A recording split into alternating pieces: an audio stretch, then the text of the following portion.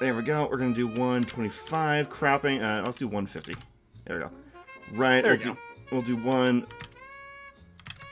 There we go. And oh, that's too much. There we go. All right, and we're gonna do. All right. Boom. All right. I'm gonna put this right. Wait a second. I'm going to put this right behind all our avatars and stuff. Okay, we're going to do Smash or Pass with Turn A Gundam. Wait. Alright. Alright. There we go. Transition. There we go. Cross my leg. Get straight. Alright. First character up. This number. Pass. Pass. Immediate pass. And What the fuck is this guy? What the fuck is this guy doing? Hi, hello. He's got a giant M hairline. He's got like lips. I mean, I like his lips. This is a no. I'm gonna say that is definitely that's a pass for me. Mostly because this man doesn't know what sex is. He's married to his job. This guy's got a little bit of salt and pepper in him. He's got a little bit of something. He's got something going on. You doing Smash? I'm gonna say Smash. And I think he'd call me back. He'd have the respect to call me back on this one.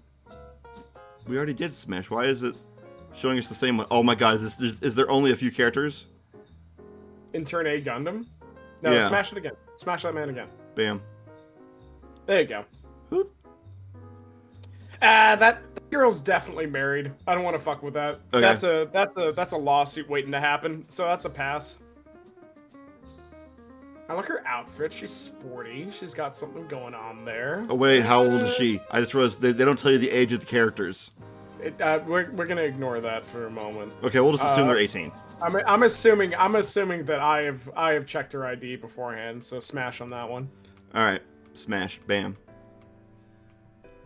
What? No, I don't fuck with the clergy. I don't fuck with the clergy. Ain't no way. Okay, pass. You know, there's something about an older woman. There's something about an older woman. Honestly, she's Wait, got... look at her locket. Look at her locket. She's got this pendant. It's like a Tanya the Evil pendant.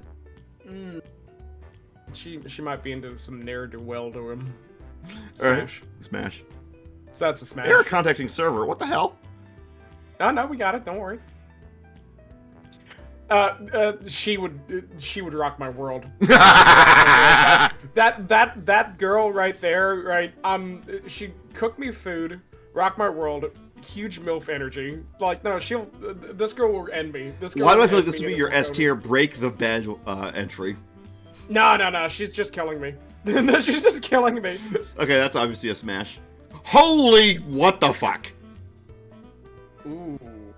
He's gonna be into some weird shit. He's not gonna call me back, but I'm not gonna really regret it. I think this guy. Okay, let's break down this character design. We got cowboy boots, purple skin tight pants, a teal fanny pack, no shirt, hair, no shirt, red gloves, a porn star mustache, a hippie headband, and Fear and Loathing in Las Vegas shades. This guy fucks. Yes. Yes, he does. This guy fucks. And on a waterbed. You know he has a waterbed at home. Oh, absolutely. I would smash. Okay. I don't think I would allow. I don't think he'd let me. I think that would be well above his pay grade. Like, he looks at me and it's like, I can do better. Like, I am his plan B, is what it is. All right, what do we got here? Military dude. He's got a fucked up haircut. This dude. He looks like a guy that loses in the first episode. Oh, absolutely. This guy's fucked. So like. But is he fucked by you? No, this guy looks like he has organized sex. Organized what? I really wish I could take. I really wish I could go ahead and take credit for that one. That's something that somebody said about my. I did like a pass. I had Burkina draw me a previous version of the rat and all that. You know, someone's like, this dude looks like he has organized sex. I'm like, you're probably right. So yeah. It is now time for you to climax. Yeah, it's like all right, I got about 15 minutes until my next shift. We can fuck this. Oh, that way. Okay, scheduled. Okay, I thought you meant like okay. He's gonna schedule me. Yeah, no, but he's gonna schedule everything. Foreplay for only like 2.5 minutes, and if it's after that one, if I don't meet the schedule, this dude has high. That's it. This dude has extremely high standards that I am not gonna meet, and it's gonna be really unfortunate. So I'm gonna say we're doing pass. Okay, we're doing pass. Yeah, this is a pass for me. Okay, what do we got here? I do not have the rank to fuck this man. But God, I would. But God, I would though. So that sounds like it's a smash from you, but not back from him. I would never. He's way out of my league. There's no way. Pass. No. It's a smash. I want to fuck him. I'm just not getting a call back. What do we have? What? Okay. Interesting character. She's got a little bit of plain Jane energy in there. I don't think she's freaky, but I think she'd be. You know, she's not and freaky. We're assuming all these characters are at least 18 because they don't tell you the age on this thing. So just let you know, Chad. She looks adulty. I'm willing to accept. I'm willing to accept it. She looks adulty, but like, so she has no freak. She's looking for a long-term commitment, right? And that's a lot. That's a lot to ask from somebody that you're trying to get freaky with. And especially in the Gundam universe where people die all the time. Yeah, no, I'm dead. First contact war, I'm dead. By the way, there's no way. I'm dead. Pass. I'm gonna say pass. She wants a commitment, and I can't jump to that. This guy would treat me like a sack of potatoes. I'm kind of down. Okay, so smash. That's a smash. That's a smash easy. Like, no debate. Hey, we already did this one. Smash him again. Smash that man again. Okay. This guy is one dapper lemony stick-it motherfucker. He's got like the Manfred von Karma like ruffled cravats. Yeah. This guy, I haven't seen this anime, but you know that guy who looks this nice is probably the secret villain, like who like stabs someone in the back or something. I would smash, but that's not because there's any sexual interest. I bet his sex is boring, right? But he's definitely loaded, and if I can go and like marry rich and have him die young, I'm down. You're a fucking gold digger? Wait, no, you're a Skaven. That makes sense. Never mind. Yeah, fucking kill him. I'm not a gold digger. He's dead. And you're a warpstone digger. Exactly. You got it. Okay. It steals his wallet. There you go. Oh, I knew someone who looked like this in college. That girl's guaranteed into some freaky shit. There's no way. There's no way that she's not. And I mean that in like a good way because yes. So I used to be the normal looking dude in high school. I was the normal looking dude surrounded by like goth chicks, like plain looking goth chicks. And let me tell you something about goth chicks. They kiss good. They kiss good. So yeah, no, and they two of them look like this one, and one of them definitely put their tongue in my mouth. So like yeah, no, definitely smash that one. Huh. Okay. That's how. He's probably well off. Or he's at least. Seems nice. He seems nice. But watch him be like a huge war criminal in the anime. Sex boring. Breakfast the morning after incredible. So yeah, that's a risk I'm willing to take. That's smash. Good. Yeah, it's a smash. We already did this one. Are we going around? Fuck this chick. Fuck this chick. Well, it's probably a random number generator, to be honest. We'll do pass on this one, right? Yeah, no. I don't fuck with Saudi. Ew! No way! What the hell? Why? No, okay. No, we're done. Oh god. Fuck no. We are done with this. Why is that on there? Why would they put that on there? Do they even know what it is they just made? They made a smash and pass, and they put that? What the fuck is wrong with that person? Oh my god, that's so fucking funny, actually. That is actually funny. Someone clip that shit. What the fuck? Oh, I found another one for Mobile Suit Gundam Seed, but I'm gonna go through a couple of them. Well, I think we're good. I think we're good on that one. Oh god. They try to make me fuck a baby.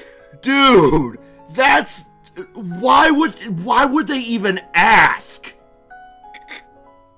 Probably because it's connected to a database of characters, like a Wikipedia entry or something like that. Like, it's the lazy way to do a list, right? Oh my god, I guess like, it is. So it's probably pulls from a Wikipedia entry. I guess so. I guess so. That was unknown war-torn child number 3 or some nonsense like that. Why was that? Ugh. God, that's nasty. I don't care if that baby's 2,000 years old. That's still that a baby. There ain't nothing there. Yeah. They've got the does not upper body pass the strength of a Harkness wet noodle. test. Not even Does a not little. pass the Harkness test. God, what the fuck? That's fucking funny. That's fucking funny. Oh my god. Okay, so I asked you. Okay, a smash or pass thing. What would be an anime? What would be something you'd want to do a smash or pass with me? You can pick one, so we can go and get it. Christ. Yeah, I'm gonna go. Let me take a little peek at this one because we got some cool ones. I'm trying to think of an anime that had more than like a handful of characters because like there's a lot of smasher. Yeah, actually, you know what? Pro tip: pick a harem anime if you want lots of characters. Nah, I've got a. So actually, I've got a funny one. I've got a funny one for you. Oh god, it's gonna be like what, the Kirby anime? No, fuck that. I don't want to fuck that. Here. I'm sending you. You get to deal with this. You get to deal with this one because this is gonna. This just assumes we're gonna assume everything passes the Harkness test on this one, right? We couldn't with that last one, buddy. No. But in this one, everything passes the Harkness test, right? This is the assumption of this one. Okay. Everything's gonna pass the Harkness test, right? And they're anthropied in some way. So these are humans. We're basing this entirely on design. Anyway, okay. Here's the Pokemon Smash.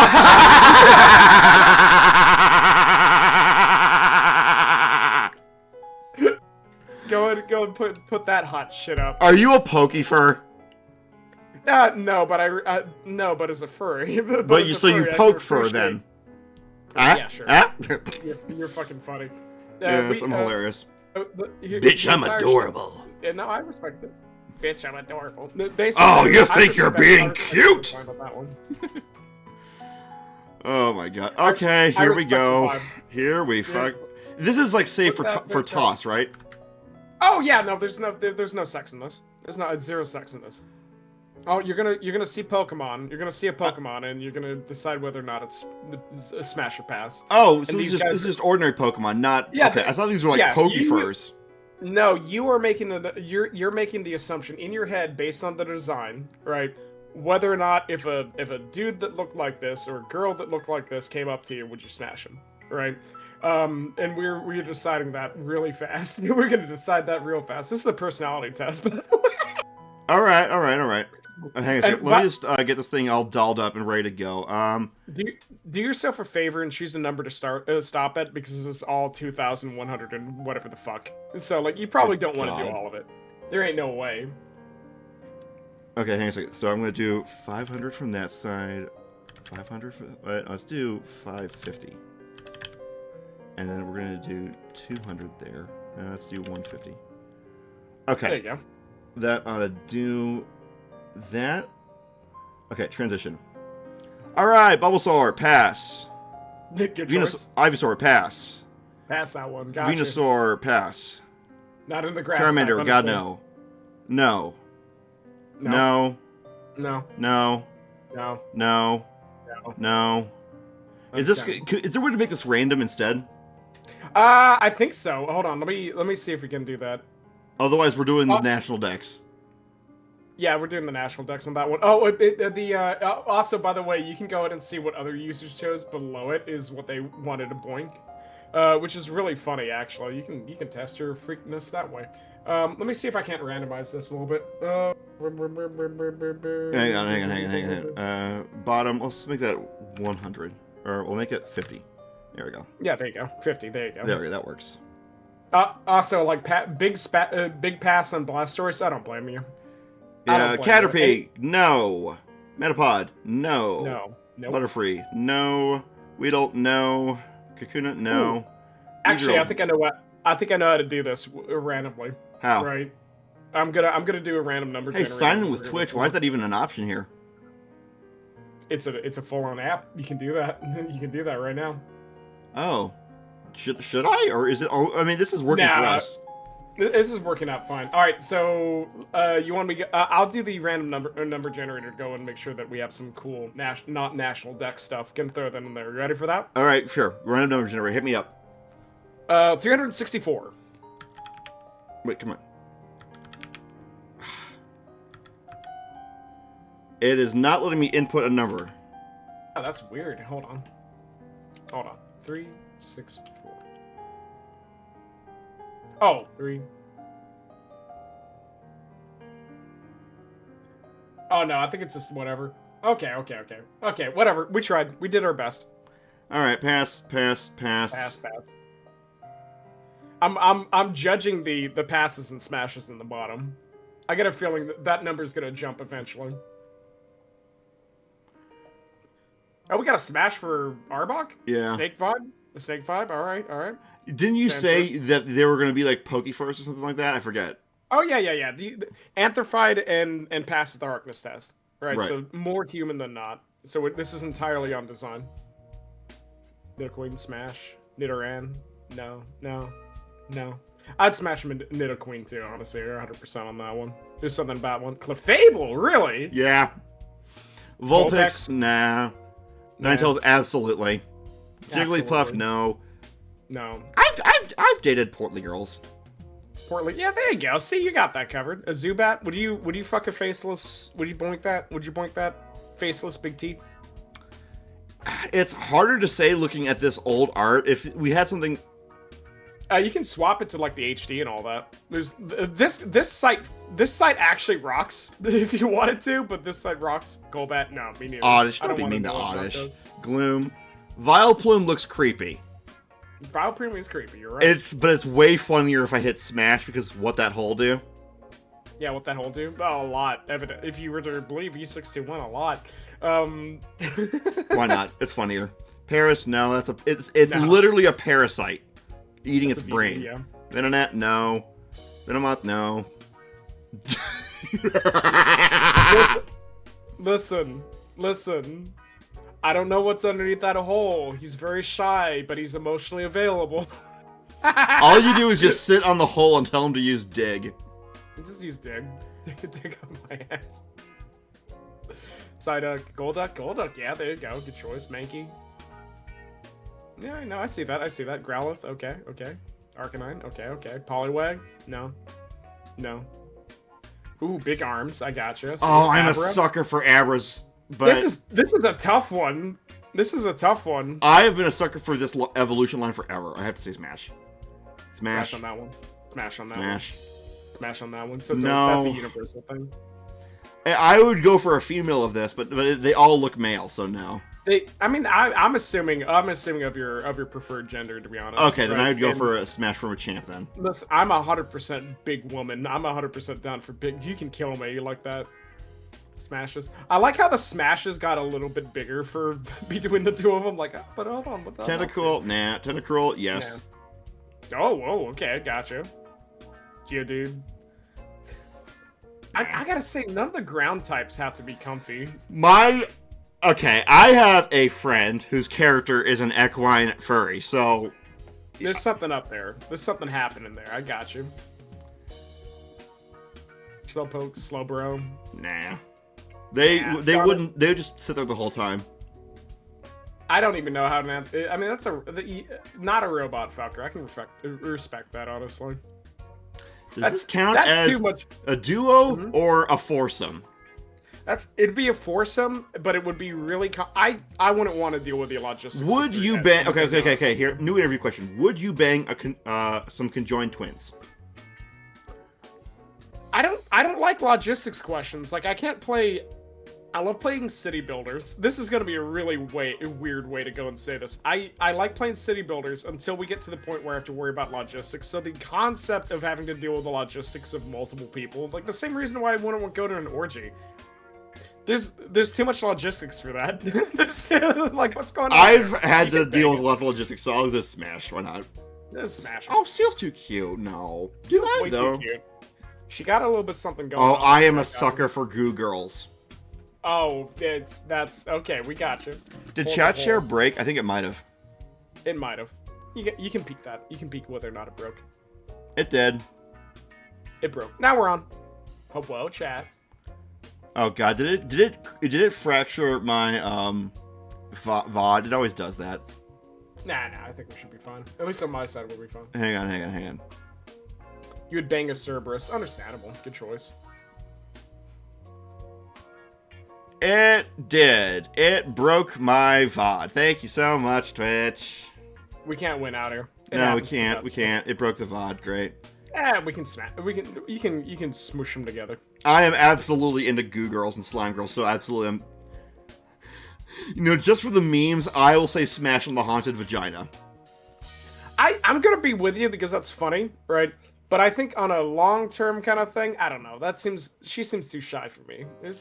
I love Gengar, so I'm smashing. Smash a Gengar, understandable. God, no, not Drowsy. No. God, no, not Hypno. Yeah, nah, fuck that. Krabby, no. No. Kingler, God, no! Imagine if it uses Vice Grip. Oh fuck! I'd like to see that actually. The concept of no, the Smash is not that great. I already know what people are gonna use this to destroy someone with. Pass. Okay, so no Smashes on that one. Okay, gotcha. I think we're in the same boat. Fuck the eggs. I don't want to deal with that. Oh, I can't. I feel too bad for Cubone. No. Marowak, maybe. Yeah, unpopular choice. Hitmonlee, kick my ass. Kick my whole ass. Oh, posture check. I gotta unshrimp my back. Unshrimp, gamer. Yep. Okay, smash, why not? And hit my chan fine. I like it. It's for me.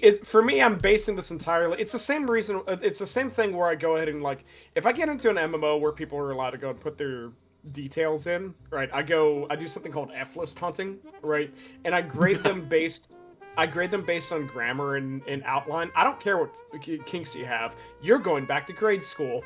So it's the same thing. I rate these Pokemons based on design. If it doesn't spark joy, it's not going to spark joy in the bedroom. Rhyhorn? No. Don, yes. There's something with Rhydon. Oh, Chansey's too cute. I can't do that to a Chansey is cute, but yeah, no. Tangela, duh. This was an easy. Tentacles, hell yeah. Kangaskhan? Technically the OG MILF Pokemon, but OG MILF Pokemon. But I don't want to wreck a home.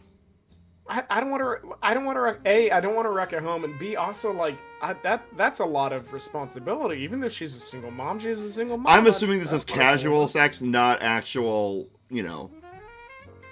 Yeah, but I don't want to get tied into any of that either. And I don't want to get their hopes up. No, definitely not. Again, and that's just upsetting on the old. She's a single mom. Horsey. Yeah, no, something about that. I don't think I'd fuck the other one personally either. Seadra, why not? Yeah, sure. Goldeen, no. Sea King, fuck yes.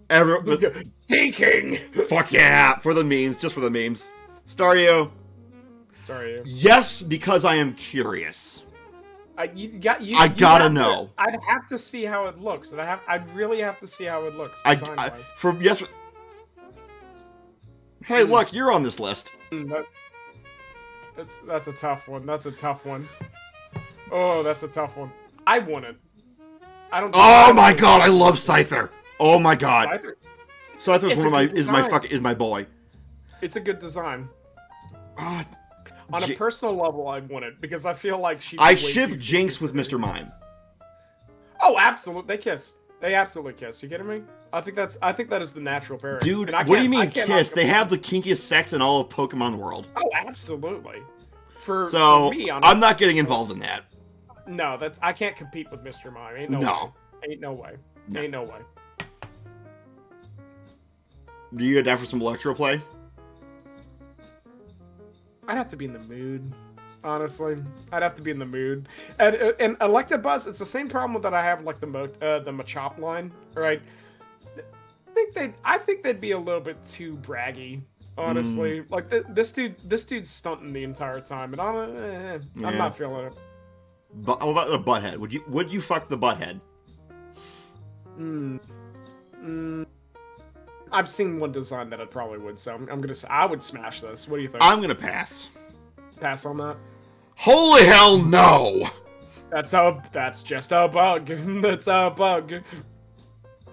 Oh, I could go for a big strong cow mommy. That's a minotaur. That is just straight up a minotaur, and I had a feeling you have kind of like a Greek design kind of deal with you, so I already knew. Lapras, look at that smug expression. Yeah, she knows what she wants. That's a smash for me, at least.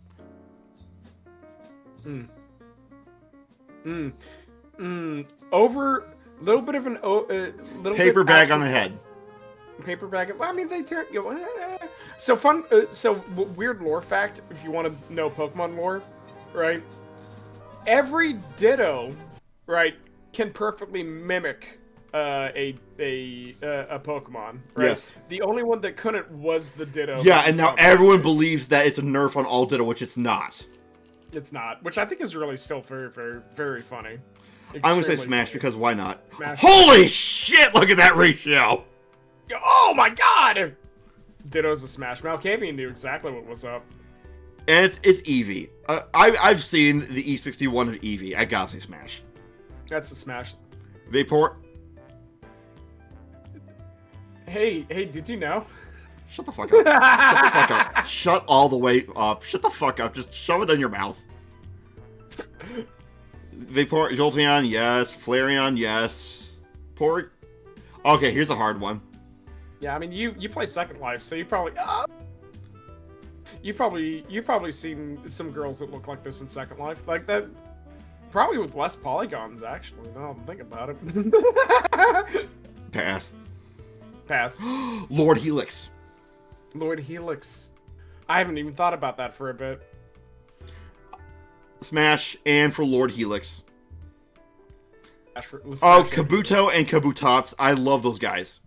I've already seen designs of them. The answer is yes. So Pass an Aerodactyl. Would you fuck the big Chungus? listen. Yeah, yeah. Big girl, big god. Yes. Big Chungus, big Chungus, big Chungus. Listen. Oh, you know that Snorlax would be into Vor. Even if the sex isn't good, the breakfast the next morning is going to be incredible. That's But all here's the this thing, boils you down know a character like this is going to be a Vor. I don't know about that. I actually have not seen a lot of Snorlax before. Maybe accidental, but not like that. I'm going to pass. Like, he's too lazy. Pass on that. Understandable. Articuno, come on. Zapdos, All of yes. the legendary birds are doing it for the vibe. Oh, Dratini. I mean, that's got a little bit of a mermaid vibe to it, if that Totally. makes any sense. Dragonair, Yeah, yes. Dragonite, my boy. Dragonite is so derpy compared to Dragonair, look, in terms of design, but you know what?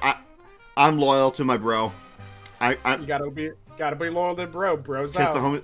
Oh, Mewtwo. My OG. Mewtwo's my boy. I've always been into Mewtwo ever since the first yeah. What do you think of Mew? Kind of a fairy kind of vibe. Which means I would not want my penis turned into a bundle of sticks, so probably not. Fair enough. Okay, so we did the first 152. Yeah, you're all... I think that covers. I think that covers the national dex. Well, that's the Kanto Dex we just did. The Kanto dex, yeah. So, So, here, like- I'll... like bam. Go on. There we go. There you go. Excellent. I think that was good. Okay. So many passes in Dragonite. Yeah, that's what I was saying. I'm a little bit surprised. I know. With Pokemon TCG Go Pocket, I actually love playing Dragonite, and I like Dragonite. I'll admit it. Understandable. I mean, Dragonite, I don't think it's a cool design, but you know what? With the lore of Dragonite is actually pretty cool. And it basically acts like a big ocean rescue team, and I think that's kind of awesome. It's basically like the Coast Guard. Incredible. So, I can do one Coast Guard. all right. We've been doing a lot of silly shenanigans. Let's get to some of the serious topics. Yeah. Let's start diving deep. Okay. Diving deep. So, Salty Rat, I want to ask Yes. you an important question. Yes. What is important to you in life? Oh God. You want me to be really honest? Right. Well, obviously you want me to be honest. You asked me a fucking question. For me, honestly, right.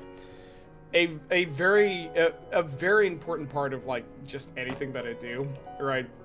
I want to feel I want to. Well, I mean, other than the important, which I think is the important thing right now, is, fuck AI. I'll fight anyone on that, right? But the actual thing is actually just kind of like protecting the integrity and allowing, for me, allowing creatives to be free to pursue their passions, right? Uh-huh. But that also extends into myself. I would very much like to be free to pursue my passions. So a lot of what I'm doing right now is trying to go ahead and have a little bit extra time, a little bit extra resources, being able to go and support myself while I do things that I actually like.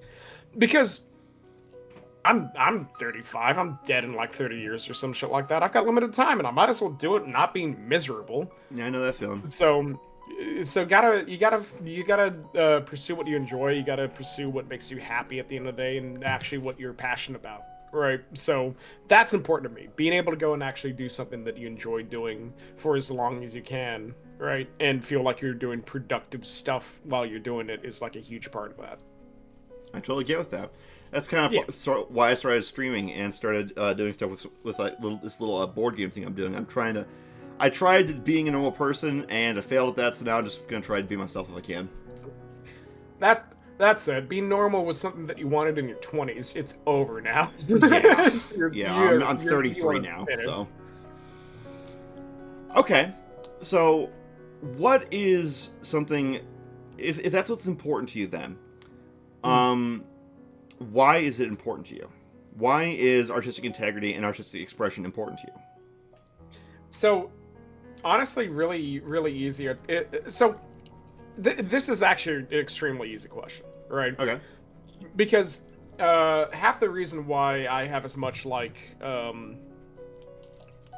my look, my aesthetic, everything else is because of artists and music designers and people that I've run into over time, right? I wouldn't be nearly as put together without creatives in my circle, right? And like half the reason why I started YouTube was inspiration from creatives in that circle. And then I started streaming because people really enjoyed, Twitch was like the big nonsense back then. And so I wanted to do that when I'm a furry because I saw furry art and I was like, oh, that's neat. I'll make that my mascot. And then it just turned into a persona and stuff like that. But I ran into people like Asher the Shark, who made my first theme song. I ran into voice actors like Look Who's Vertagen, SJ, Amy, and a bunch of other people who did voice acting, took voice acting extremely seriously, and I wanted to get into voice acting. I grew up on Newgrounds. Oh, my boy. If I could fist bump you, I would. In fact, boom. We're going to headbutt on that one. We're going to headbutt. Boom. Yeah, bam. Bam. Hell yeah. On that, but, my boy. I used to love watching like Legendary Frog stuff there and Super Flash Brothers. Yeah, exactly. Oh, like, man. shoot, I did voice and acting. Ego Raptor. Ego Raptor, exactly. Well, obviously, yeah. That was the Ego Raptor was a huge thing. And I was there for the Newgrounds war between him and Artil. That's funny. That's really funny, actually. I remember that. Basically, when Newgrounds was deciding, do we go full memes or do we go full art?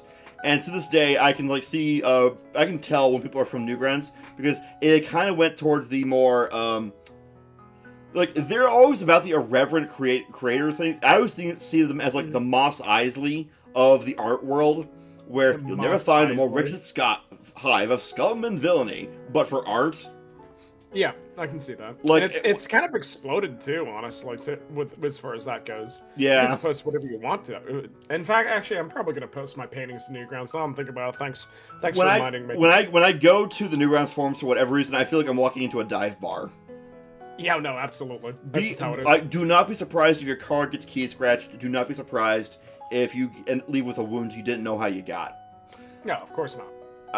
But that being said, I do like the freedom of Newgrounds, and they fucking mean it when they say everything by everyone. Yeah, and they recently banned AI art too, so like A+ on that one. Like you can't post anything AI productive there anymore, which is great. But like I was basically, like I said, like all the creatives that I ran into helped shape what I do, right? Between GMs that I did tabletop with, settings that I participated in Second Life when I was in the roleplay circuit and stuff like that. People that I've met, people that I've interacted with, Space Station 13, a bunch of other things like that, right?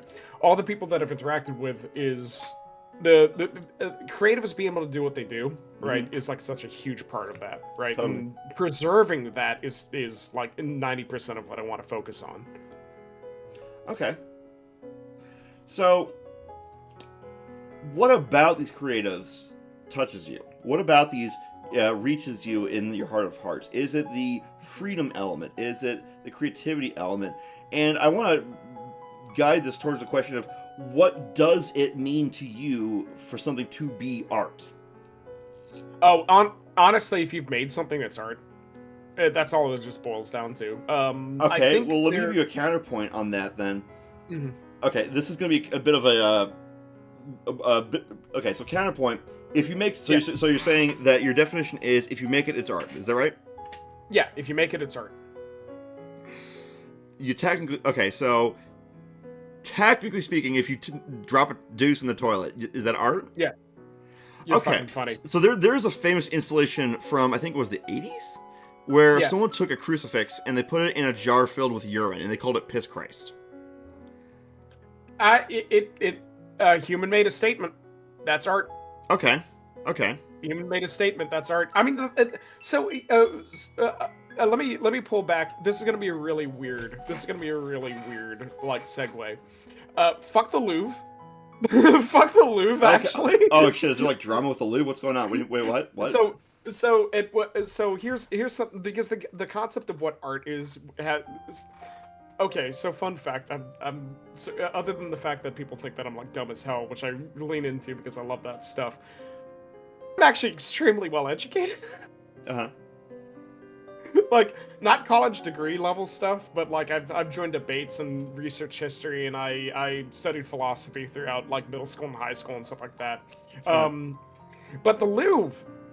The Louvre was a government-backed institution for the longest time, and the entire point of the Louvre was actually to kind of hammer down the concept of what art was allowed to be, right? And they put extraordinarily strict concepts on what art could be at one point in time, like all the way through like the 1700s, 1800s, all the way up to like near present day. I cannot tell you the exact time. Right, they kind of like relaxed it, right? But like the Campbell's soup painting, right? That was huge, and it sold for like $1.2 million. Right, yeah, Andy Warhol. Yeah. Andy Warhol was not allowed at the Louvre. Right. Now, Andy Warhol was not allowed at the Louvre. Right. They only want like non-figurative, pre-modern, maybe romantic era stuff. They started allowing abstractism, and they started defining a lot of the styles that you see in art and stuff like that. But you had to pass a criteria to be featured in the Louvre. It didn't matter how famous you were. It didn't matter how many people loved your work, right? If you did not feature the certain criteria that the Louvre would require from you, you got to go elsewhere. That's all that boils down to. Yeah, I'm pretty sure Monet didn't actually get anything in the Louvre either. Yeah, that's one of those things, right? So, the concept of saying that, oh, that's not art because it's a bottle of piss in a jar or a banana taped to a wall or something like that. No, because art, being human and being alive is a protest all the way down, right? I am exhausted. People are exhausted, and they've been exhausted for thousands of years, right? And being able to go in and kind of share kind of your joy and your creative spark with people, right? It doesn't matter. It because you sat down and went ahead and made a stick figure. I'm putting that on your fridge. That's all that boils down to. And you have your entire life, and the entire life as a creative, as a producer, right? Is to find your gallery, if that makes any sense. And it doesn't matter if that gallery is a handful of freaks online, or like 300 likes on YouTube, or like 2 likes on Blue Sky, or a dedicated following of people that will go and pay you $365 an hour to draw 3 giant circles. It don't matter. You can just enjoy your time, right? So this is something that I think is extremely important for me getting into art streaming more as time goes by, right? Because art was such a... I wanted to get into art since I was a kid, since I was like 12 or something like that. And I had sketch pads and colored markers, and I would buy new kits all the time. And I would get a Wacom tablet every so often that I would use like 3 or 4 times, right? And like I worked on GIMP, and I worked on like a pirated copy of Photoshop back in the early 2000s, and a billion other things. And me being able to go and actually like show off what I do, and I don't think what I do is fantastic, right? And I'm not going to get paid for it. And I'm actually, even if I get really really good, I think for the longest time I'm going to refuse to take commissions. You can tip me, but I'm not going to, you ain't going to go and pay me directly for that shit, right? But the simple fact of being able to share what you do is so important as a creative that I think everything else can be secondary. And that's why I say, hey, fuck the loot, actually. So it sounds like, from your perspective, that the act of communication and expression itself is one of the defining traits of art in and of itself. You say that's fair to say? Yeah. Okay. And so let me ask everything. you this, from a philosophical standpoint. Hypothetically speaking, let's say there is an infant, okay? Yes. A human infant. They cannot see, they cannot hear, they cannot smell, they cannot feel any tactile responses, no sensory input. So, here's the question. They are unable to sense the outside world. I actually have several questions with this scenario. One, does the world exist to them? Two, are they able to express themselves if they are unable to perceive anyone to communicate to? And three, what counts as real? Ooh, we're getting into philosophy, so this is exciting. Okay, excellent. So let's round back. What was number 1 again? Number 1 is oh shit. Wait. You know what? Here's what we're gonna do. Yeah. I'm gonna open a notepad. And I was about to say, were we either of us tracking those questions? Fuck! Okay, here, wait. Here, I got this one here. So, 1, hang on a second. No perception baby scenario. Yeah. 1, does the world exist to them? 2, are they capable of expressing themselves if they are unable to perceive others? 3, what counts as real? Is it defined by the action of perception? So the first one is, does the world exist to the no perception baby? Yes, I'm gonna say the world does exist, right? And it's just because the world is your concept of the world, and this is something that extends beyond the no concept baby, right?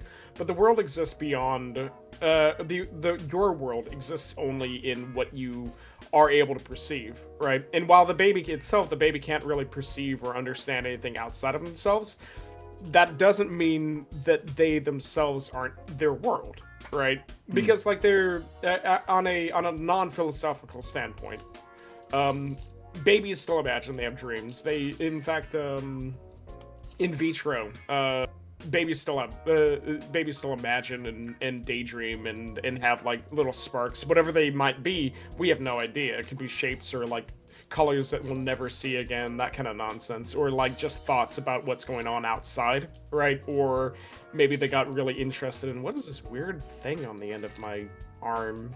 That's cool. That kind of nonsense. So what they can feel, what they have as a part of themselves is their world, and that slowly expands outward. Back in not too long ago, right, and we're talking about, and it's still a thing here in America and like in Europe and stuff like that in certain points, right? But you're what am I trying to think here? Your world is basically what you can interact with, and if you can only interact with yourself and what you're stuck with, right, that world is you.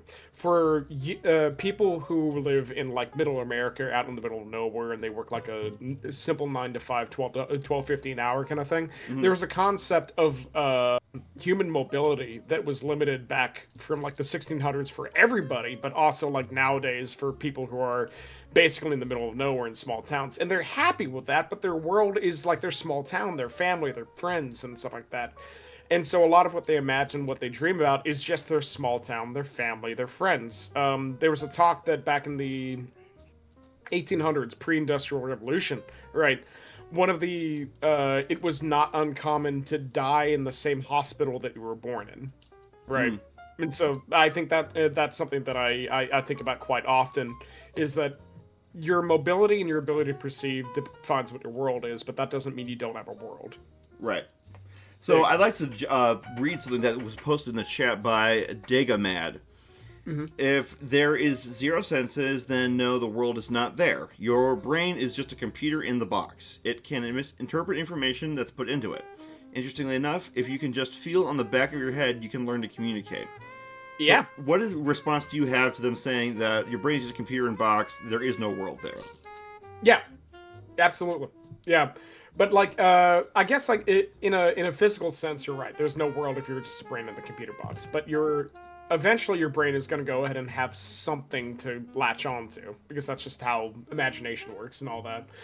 But the talk about the communication part, which I think is really fascinating, there were studies on whether or not like infants that don't have any concept of the outside world, right, will develop language. Right, and while that wasn't decided, right, there's no language, there's no formulated language there, right? They do learn how to communicate, at least with one another. So, like, twins isolated will go and talk to each other with gibberish and stuff like that. Then, before they can perceive anything else, that's something that you'll see. Okay. Same thing with, like, young siblings and friends. So, like, if you have infants running around, they babble at each other all the time. And it makes perfect sense to them, because obviously, yeah, that's... Right.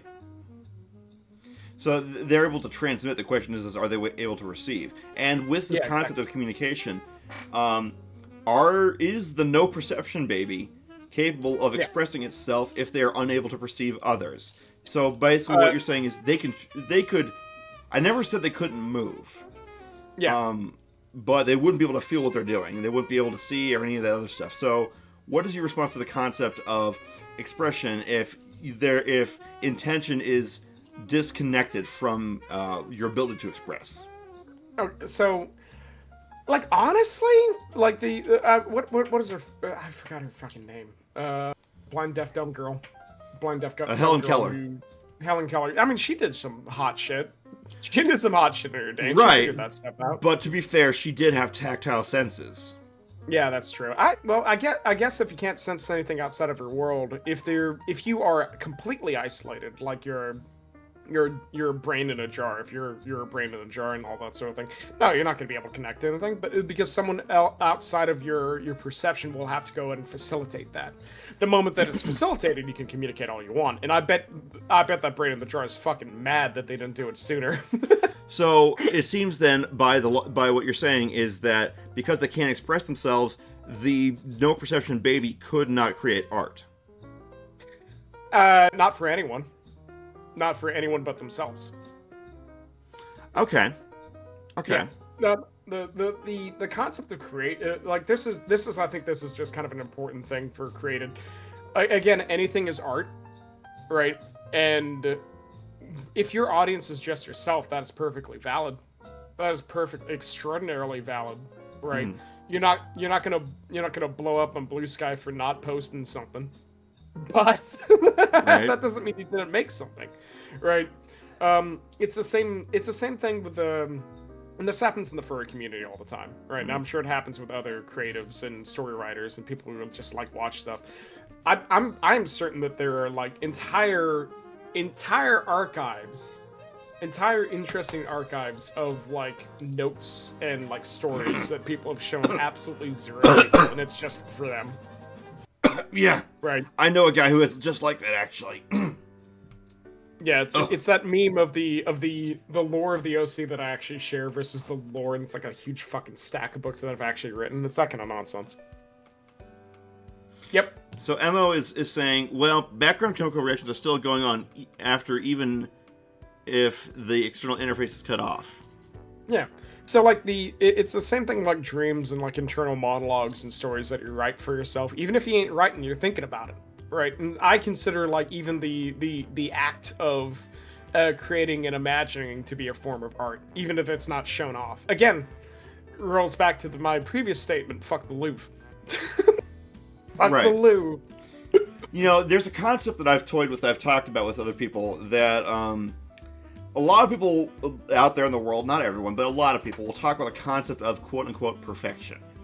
And from what I've noticed in terms of people trying to come up with standards systems and trying to compare fidelity to those systems, I have, from my own observations, I've seen there's at least two kinds of quote-unquote, you know, perfection in terms of an ideal that something is to be compared against, theoretically speaking. Yeah. There's convergent perfection, where everything must be like in a specific example. Where if you are not like this, then you're not good. For example, like a lot of 4-star Michelin restaurants tend to be pretty similar, because the more in terms of quality something has, the more similar it becomes to other examples in that way. That's what convergent perfection would allude to. Whereas divergent perfection is the idea that by virtue of being different and of that unicity and innovation, novelty, that unicity and novelty are things that basically make things perfect because everything has unique circumstances. So yeah, of course. By listening to what you've been saying, it sounds like you'd be very much in the divergent perfection concept, where things are all as they need to be almost, because, well, not everything, but, you know, there's not like a great big platonic ideal of things. There's just the way things are, and that's fine that the way that they are that way. Yeah. So this is fun. I'm actually kind of hyped that we're talking about divergent perfection, because you guys, I've explained that I was a writer and I did Second Life stuff and all that. Right. During my time in a sim called New Frontiers, I was a lore dev, and there's a handful of races that I was able to introduce to the setting, right? And they got accepted, and I managed the lore writing for them for the longest time. But one of the concepts I put into one of the races, known as the Sierra, right, was exactly what you're talking about, that divergent perfectionism, because to go and quote from it, because you had me thinking of it, right? The Saren believed that the true path of perfection is exalting the individual and rising above hardship in all of its forms. While methodology can vary heavily between people, perfection is recognized regardless of innate skill. A child's first drawing is perfection captured in a singular moment. Crude is a foreign word to the Sierra. That kind of nonsense. Right, yeah. Right? It doesn't exist, right? And the concept of, like, oh, this is their first drawing, right?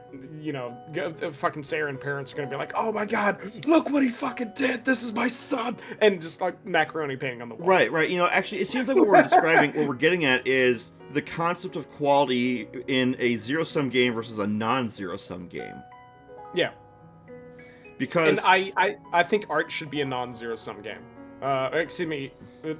or at least I think I'm saying that right. There's no winning in art. You just get better. Yeah. You know, this reminds me of that time on, I think it was Twitter, where someone was trying to draw a very difficult pose of Frieren from Beyond Journey's End, and she's looking up, and it's a very difficult angle to draw, and other art, and to be fair, the art did not come in terms of fidelity toward the character model actually moving in the 3D space.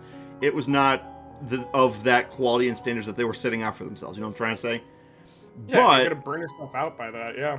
Right, but you know, basically, if you're trying to be representative of a humanoid character looking up, then they missed out the perspective. You know what I'm trying to say? I'm not saying it's bad, but then all these artists came together to try and say, okay, so here's what you got to do if you want to do this. I understand what you're trying to do. Have them look up and you're trying and do all that stuff.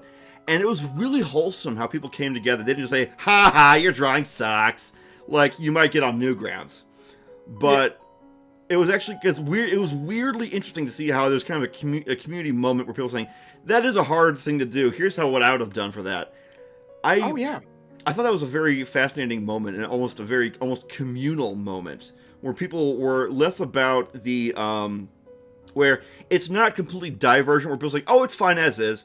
People realize, okay, yeah, there's an issue here, but we don't mind that there's an issue here. So I think that might kind of threaten the concept of, or this dichotomous concept of convergent versus divergent perfection, because I'm the kind of person who always likes to believe that there's a spectrum whenever you introduce variables into a system, and that it's not discretely convergent or divergent, but that you can have semi-convergent, semi-divergent, and they can be true at the same time. For example, anime is not photorealistic. No, of course not. People's eyes are not nearly that big, but people still understand the intention behind it. It is, and I guess this is where we get to the concept of art style, because I guess that's almost like the flavor of art in a way, perhaps. Yeah. And that, I guess, that serves to give the question of, well, what really is the balance of being convergent enough to set the context of the artwork that we understand what the intention is supposed to be, but divergent enough that it still maintains unicity or uniqueness. I don't think there's I don't think it's kind of unfair. I think it's a little bit unfair to even consider that that's a thing, because you have to, some of our fucking what's his stupid face, Salvador Dali. Oh boy, we're getting surrealism now. Yeah, Salvador Dali's a little freak. He's a little freak, and then we also have Picasso and stuff like that. Right. And if you were gonna go ahead and if Picasso never got famous, right? And he was instead of now that I think about it, Picasso isn't that, Salvador Dali and Picasso are not that far from here. This is more recent history than I thought. But if instead of the weird fame that they got for what they did, right, and let's say Salvador Dali or Picasso was posted today, right, and especially their early works of today, fucking people would tear those shits apart. They tear those boys apart. There's no way. Picasso's nonsense. Buddy, that ear isn't even attached. That kind of nonsense. It was a bunch of tiny lines and sketch marks that. I think this is something that I think a lot of people from that are doing art today, they get stressed out about their sketches being ugly or not worth sharing or something like that. But the most healthy thing that you can do is just say, and this is what I've been doing on my art streams at the very least, right?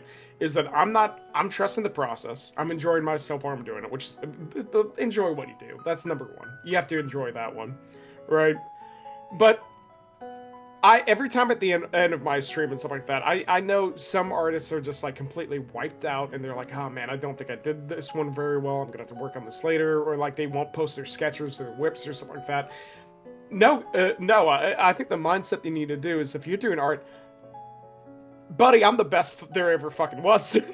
I'm the best motherfucker that ever done this stuff. You ain't ever seen lines like this, and so the concept of obviously the more that you do and the more that you don't really stress about the little details versus the completed work and stuff like that, because there are people who go ahead and control Z all the time because this line wasn't correct. Just go with it and be awesome, be incredible about what you do, and there's going to be more art.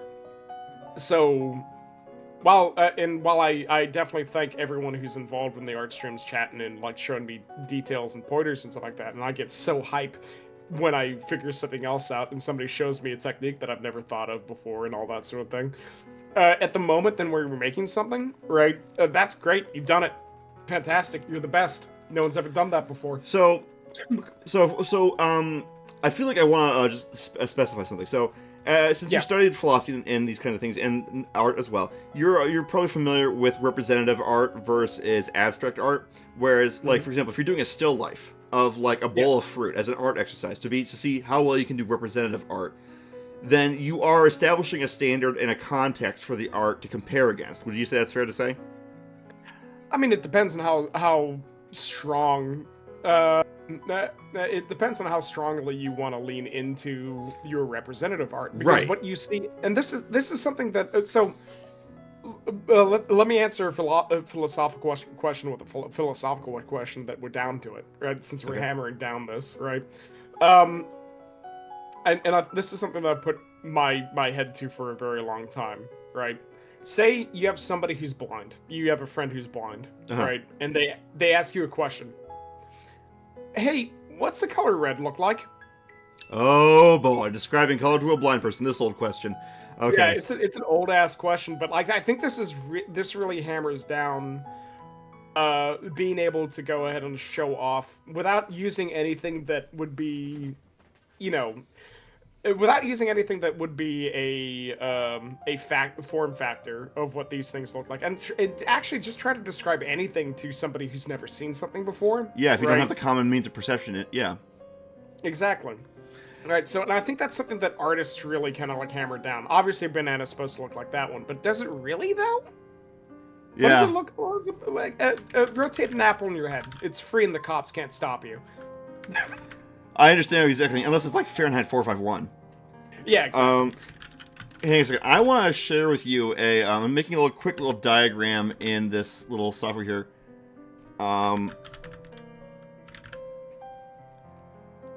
So I want to say, I'm making these double arrows. I'm making like a real fast slapdash little thing, and Yeah. And I want to share this with you about because here's a theory I've been having, and I want to bounce this idea off you. Let me just zoom in a bit. Oh, that's way too much. That's way too much. Let's just boom. Ash, you're so fucking right. You're so fucking right about that. Okay, I'm going to take this, screen cap that. I'll just drop it in here. Okay, so now I'll just save that. I'm going to throw it up as a graphic for people to... Or, sorry. Because I want to make sure the audience is able to follow what we're saying. Yeah, sure. Okay, and then I just come over here and... Boom, bam, bop, bada bop boop, pow. Beep it up. Okay, so this is a little thing I've been thinking about. Let me explain what I mean with this diagram. So at the very bottom, you have individual reality. Now, what this means is things that appear or seem to be true to the individual. For example, an individual might believe, oh, I just saw a leprechaun run to the forest. I'm going to go do that. I'm going to go chase the leprechaun. I'm going to go chase that leprechaun. Okay. Now, the way that this might collide with a shared reality. Shared reality is what a community or a group of people believe to be true. The community would say, oh, you didn't see a leprechaun, you saw a lepradon, or something like that. Meaning, no, that's not what you saw. You saw something similar but different, but, you're wrong. You didn't see what you thought you saw. Yeah, of course. Whereas in actuality... Indigenous in this area.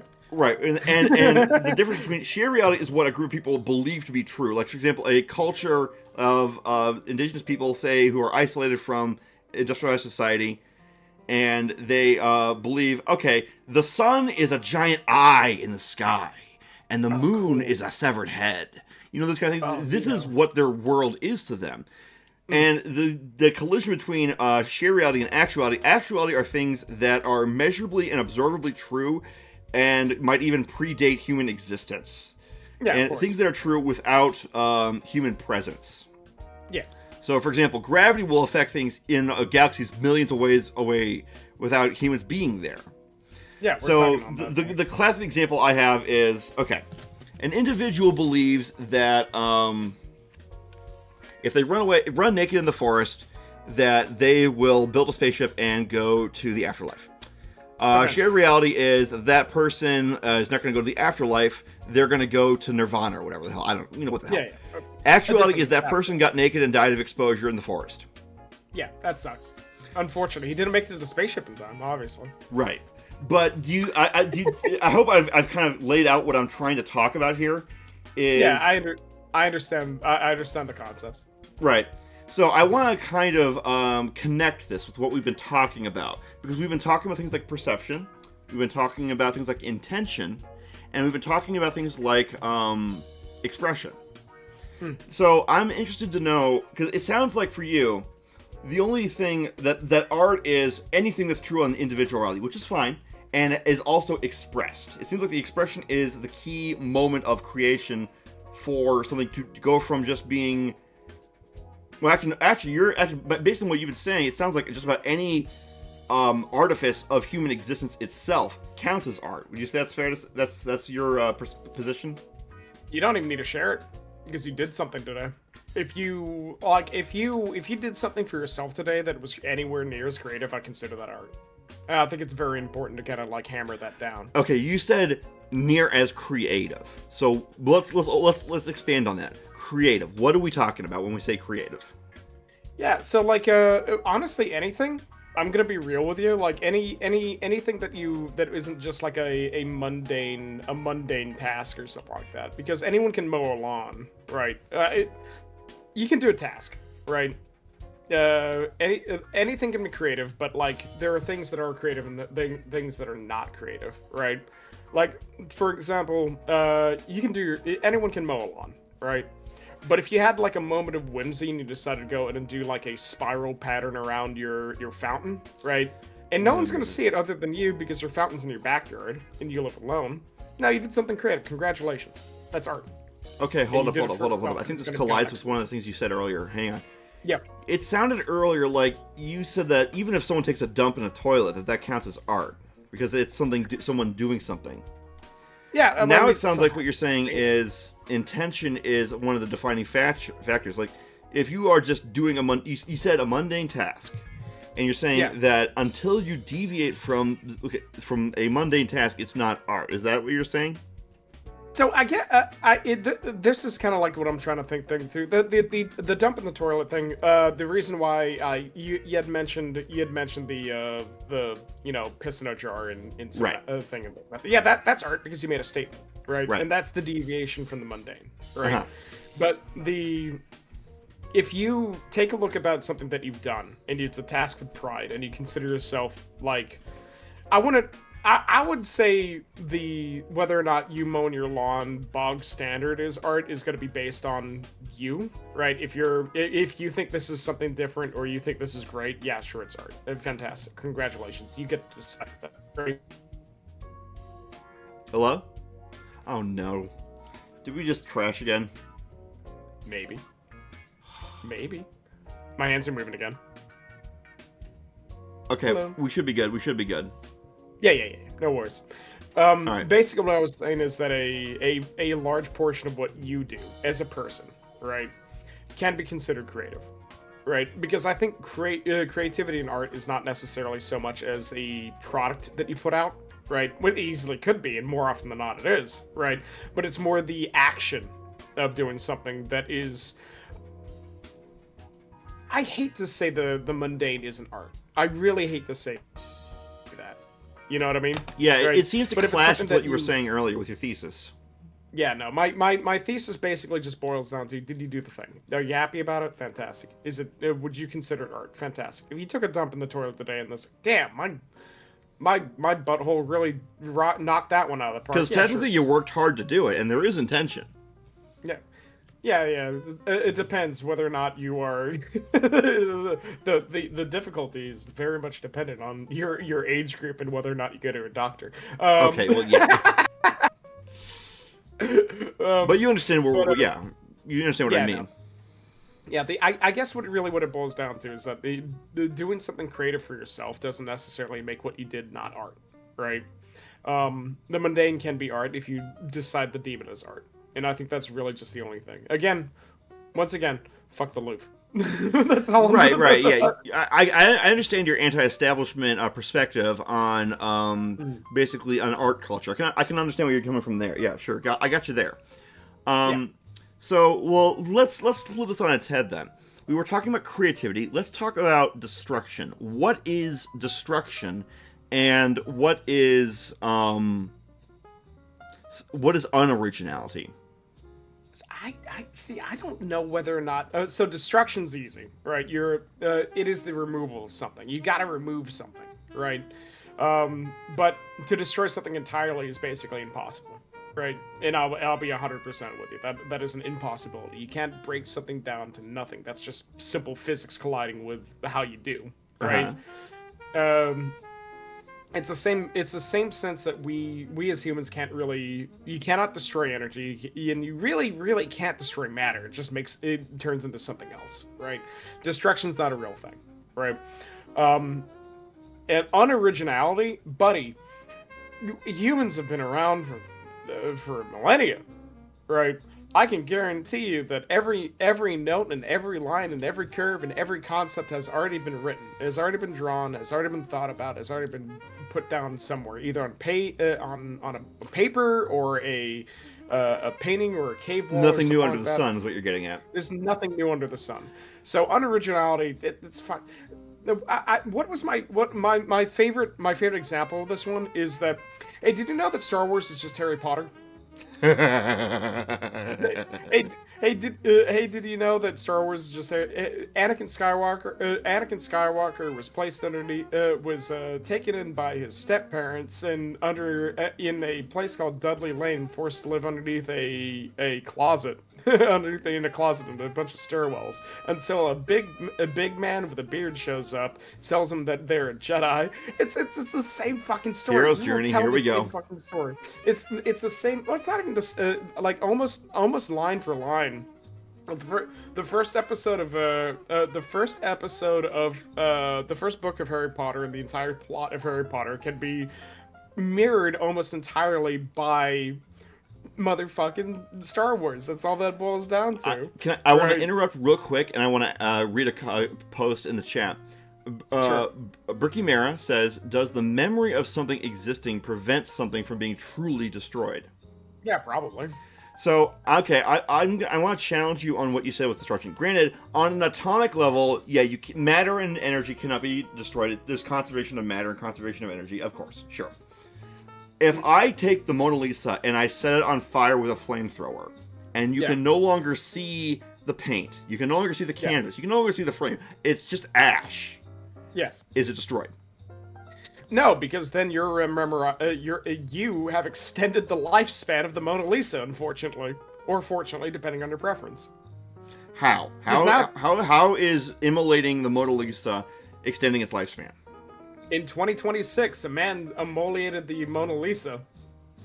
So, good news, whatever lifespan the Mona Lisa had, that would have slowly deteriorated when it was put into storage and then reinvigorated when it was pulled out of storage, right? Okay. It has been extended by the fact that you did something with the Mona Lisa. Now let's talk about something that's not famous. Let's say I see a very pretty leaf on the ground, and I burn it to ashes. I convert it to carbon. Yeah. Okay, now let's see. So, how does that extend its life? Well, it's the memory of what you did. Okay, so you seem to agree with the contention of the memory of something existing prevents something from being truly destroyed. So that it's like you're arguing that perception and memory are also inherently important in the creation of art. Correct. Okay. If a piece of art that you did when you were 10 and never showed to anyone else will continue to exist in some form or way until you either A, expand upon it and do something with it, or until you die.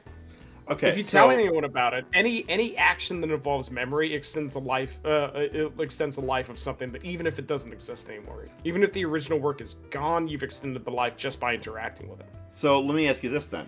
Let's just thought experiment. I wave a magic wand. Everyone on Earth has their memories completely wiped. Yes. Has art and even ancestry and all these kind of things been destroyed? I mean, the concept of art or like individual art pieces? Individual art pieces. Important. The memory. Let's say the memory's taken away somehow.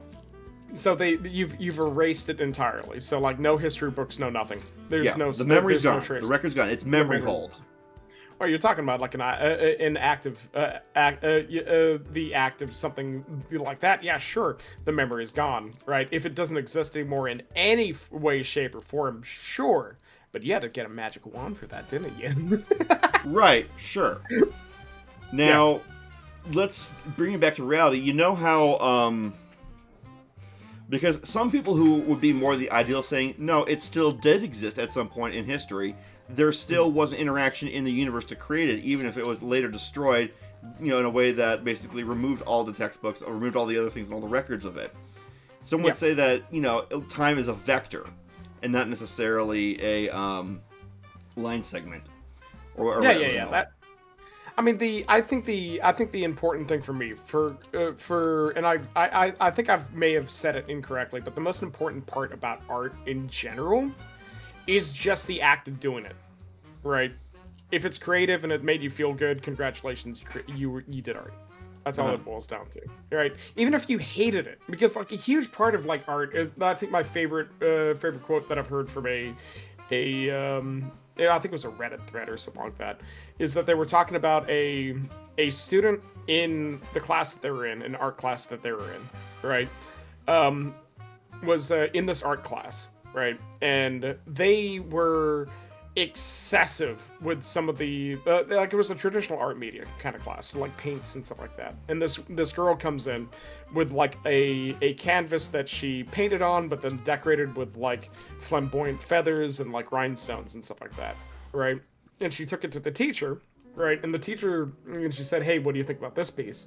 Right? And he says, "I don't like this piece, but I want you to make me hate this piece. I want you to fucking make me hate it." Oh, I get what he's doing. I get what he's doing. He wants the artist to understand the variables they're playing with. Exactly. So like it's for the class of action and education and being able to do the thing that you do, just do it. It doesn't matter. It doesn't matter whether or not you love or hate it. The fact that you did it at all makes it art. Yeah, right? the teacher wants them to understand what they're doing. Exactly. For individuals like us, we should not care so much, right? We should not care so much whether or not the action of it being good is not important in comparison to the action of actually doing it. Because there's a lot of people, especially in my community, that says, "I'll do it tomorrow," but why don't you do it today? Why haven't you done it right now? Why haven't you done it yesterday? Carpe diem. Related.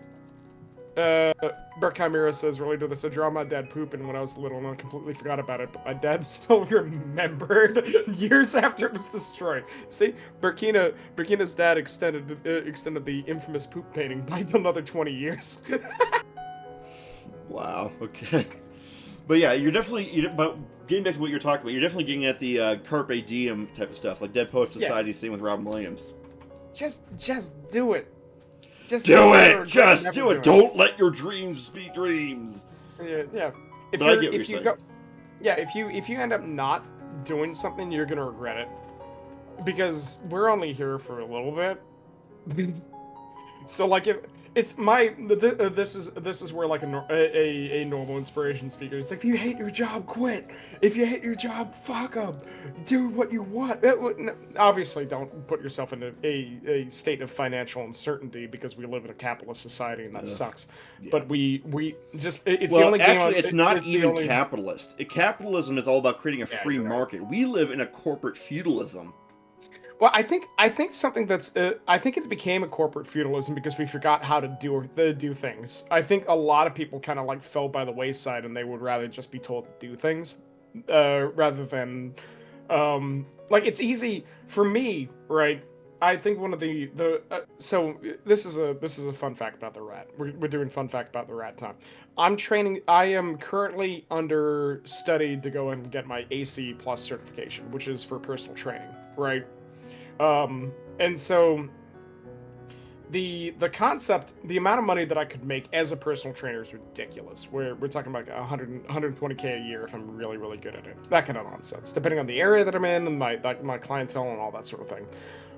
However, getting to that point, right, is absolutely fucking terrifying, right? Because like there's no guarantee that that's going to work. And it's the same thing with story writing, or doing streaming and all that sort of thing. There's so much work that goes into that, right, for you to consider yourself successful, right? Mm-hmm. So I think the concept of having a boss to say, "Hey, I've already established all this sort of thing. You've got the know-how. Let me go and pay you a portion of what I make, right, to go ahead and have you take more clientele so we can make more money." I think that became kind of like the easy thing. Right? There's nothing stopping other than everything. I'm gonna make a quote here. Let me form it in my head. Big rat brain, big rat brain. There's nothing stopping somebody from producing an award-winning vehicle that sells 1 million units and makes them a fortune, aside from actually making the vehicle. If that Okay. makes any sense. If that makes any It sense. sounds like what you're describing is the interaction between theory and practice. Exactly. It is in portion of practice. There's nothing stopping somebody from being successful in the thing that they want to do, except for actually doing it, right? And It's almost like sometimes individual it's reality colliding with actuality. yeah, and being able to go and meet actuality with individual reality is kind of like their own is entirely two entirely separate things, right?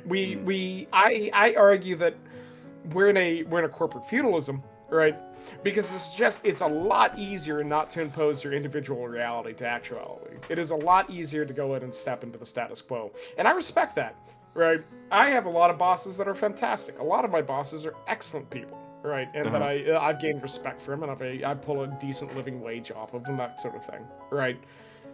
But individually, or as a team, or as a group, or as a co-op, right? Right, you can achieve a lot.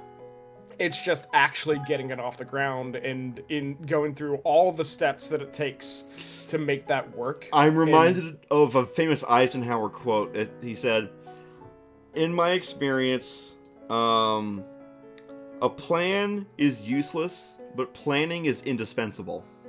Exactly. Yeah. Another. I think this is another Eisenhower quote. Democracy is the what was it? Democracy is the worst form of government, aside from everything else. That's Benjamin Franklin, actually, I think. That was Franklin. Okay, either way, that Yeah. is one of the same kind of vein. Right? Yeah. I could wax political about my opinions on that, but I tried not to be about that. But Understandable. because I try to be chipper and energetic and enthusiastic when I'm streaming, but I can get very cynical and depressive very quickly. So, yeah. I had to go ahead and like restrict, like usually when I'm doing like streaming and on like big groups and stuff like that is not like dedicated to something, I'll usually be in a large like VC that has like room for like 8 people or something like that if they want to come in, right? But God, I've had to restrict it down because some people are just fucking exhausting to be around. Oh my so, like, God. I pointed to the 4th episode of the Sometime Show. Oh my God. Oh yeah, no, you talked to me about that. It's like, oh, that person sounded like he sucked ass. They They really wanted me to go out on a limb. I went out on a limb for them, and they were very, very mean to me. Mean and bad. Yeah. Right. So like, it's just one of those things. This is how it would be. But no, I'm 100% with you. That's just how it'd be. Yeah. Oh God, I feel like we've been around the world and back again. I'm kind of starting to feel tired. I don't know how you guys, like the big time streamers, do it, or how you guys are able to go for like 8 hours a day or whatever. But after like 2 hours, 3 hours, whatever, I tend to feel pretty drained and wiped. I'm gonna be real with you. You know what helped me extend my stream times? What? Because like at one point in time, when I was younger, like 25 or something like that, when I started streaming, I could stream for like 9 hours straight, and it wasn't a big deal, right? But I sort of here's actual like general streamer advice. If you want to go ahead and have like long streams, right? You will be the last person to notice that you're exhausted and that you're not performing well, right? So, like, I run, on my stream and stuff like that, I run the 3 minutes every hour kind of ads, right? And I use those 3 minutes for self-care. I stand the fuck up, and I de-shrimp, and I pop my back, and brush my teeth, and refresh my water, and a bunch of other things, and, get away from the screen for a little bit. And, like, after doing that, and being able to go and get, like, an actual break to it, that is 100% like helped. Has 100% helped like my longevity and me being able to continue to be entertaining and energetic through my streams. You know what? You're right. So, I kind of forget to take breaks, don't I? People fucking. You were here for the entire 2 hours. 2 hours stint, gamer. Yeah, you were here. So like, if I'm not fully engaged in what I'm doing, right? If I'm playing like Evil Online or like a strategy game and stuff like that, I can get a little bit too cerebral to be entertaining. Yes, right? that's what happens with games. With games that I can lock in and spend the whole day doing, like City Skylines, I wouldn't be interesting to watch because I won't be talking. So then why would I have this little puppet guy up here if I'm not even talking? Exactly.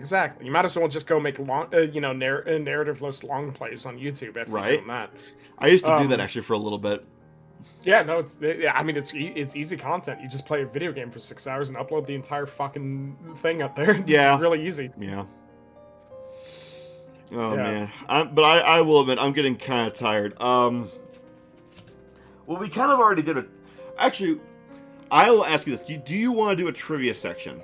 Because we tend to do that near the end of the show. Yeah, sure. Well, I can do some trivia. Okay, I what can do some topic would you like to be quizzed on? Oh God. Yeah. So fun fact, I actually have a quiz redeem on mine. So like I'm studied up on sci-fi, fantasy, and gaming for the most part. Okay. So if you got honestly, go ahead and surprise me because I'm one of those people that know a little bit about a lot. Really? You really want to select potpourri? Yeah. Okay. You'd be surprised. You would be surprised, but maybe not potpourri. Oh, okay. Let's do sci-fi trivia. Sure. All right. Let's see here. Oh my God, some of these questions are like insultingly easy. Yeah. Oh, some of these things are like. Ah, okay. This one might be a little bit more challenging because some of these things are like insultingly easy. Like almost like anyone who like likes the stuff already knows it. So, okay, that's way too easy. That's way too easy. Oh, you're gonna make me work for this one, ain't you?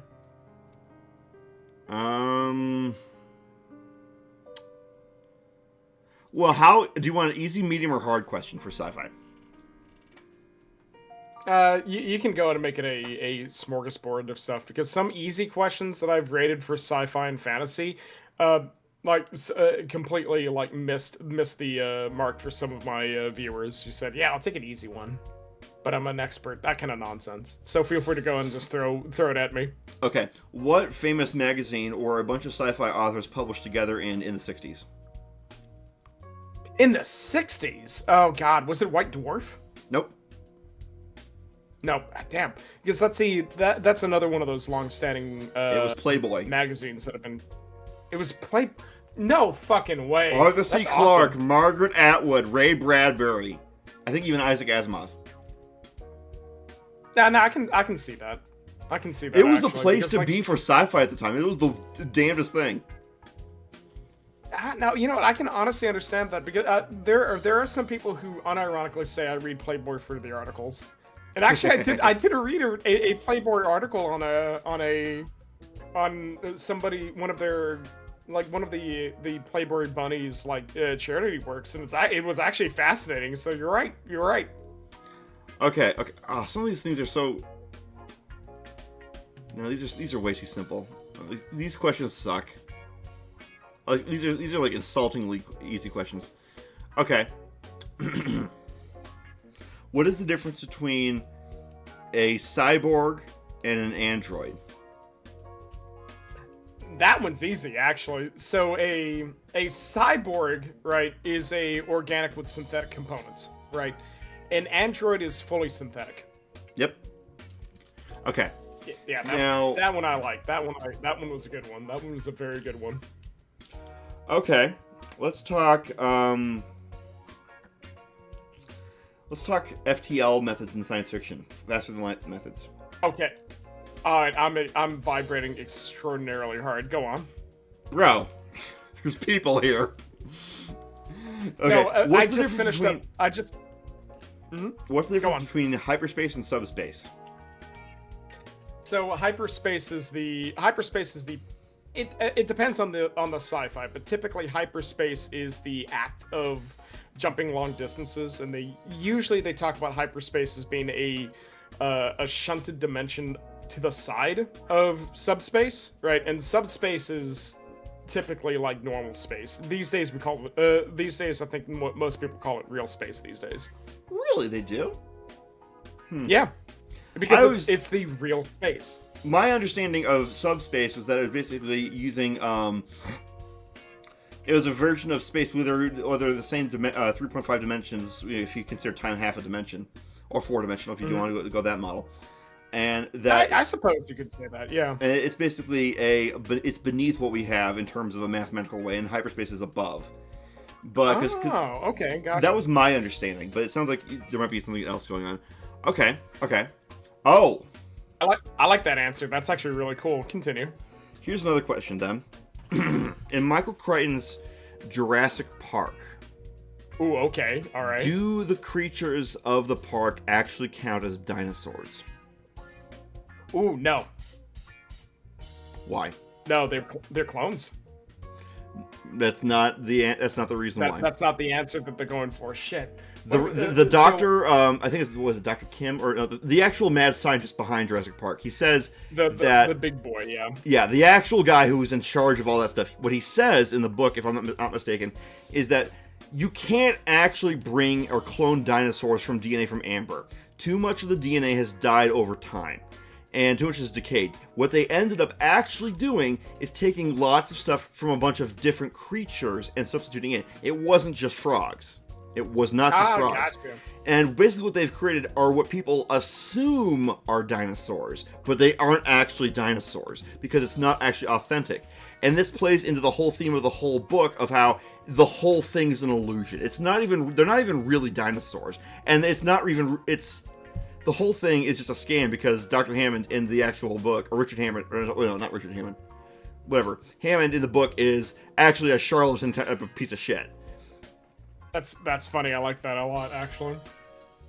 So okay, I like that a lot, actually. That's cool. I never read the book. I gotta put that on my list because I was more of a movie buff back when like that was a huge thing. The book came out before I was born, and the movie was back when I was a preteen and teenager when I was really excited about dinosaurs. Okay, it's one of those things. So here's one. What is the difference between? This is an easy one. What's the difference between a rubberhead alien and a starfish alien? A rubberhead alien and a starfish alien?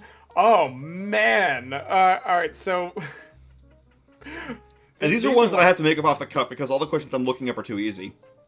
Okay, goddamn. So, like, it would be rubberhead versus starfish. The only thing I could imagine would be rubberhead is the usual alien greys and the bipeds and stuff like that, right? And the starfish aliens are the aliens that do not look like a human, right? So, like your xenomorph larva and stuff like that. Burke, you just said one is for cowards. One is for cowards is a good answer. That's a damn good answer.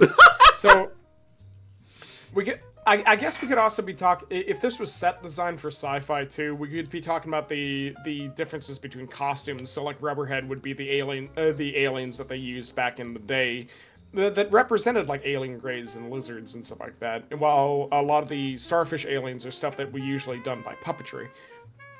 So I guess it just depends.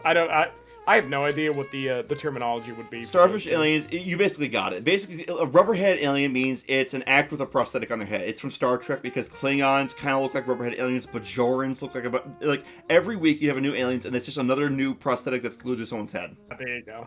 Excellent, love that. And starfish aliens are aliens that in no way resemble a guy in a suit. Yeah, there you go. There you go. Okay. I'm pretty happy with that answer. That's pretty good. Here's gonna be a deep cut. Go ahead. Who is the real antagonist from the movie It Came from Outer Space? It was Man. Man, I actually don't remember that movie. Shoot. If I remember correctly, if I'm remembering correctly, I'm probably wrong. I always thought it was the military in that movie, but it's been ages since I've... You actually got it right away without knowing. It is... Yeah. It's because it's in a very Bradbury way of writing. It actually turns out that the aliens are scared of humans and are trying to find a way off the planet.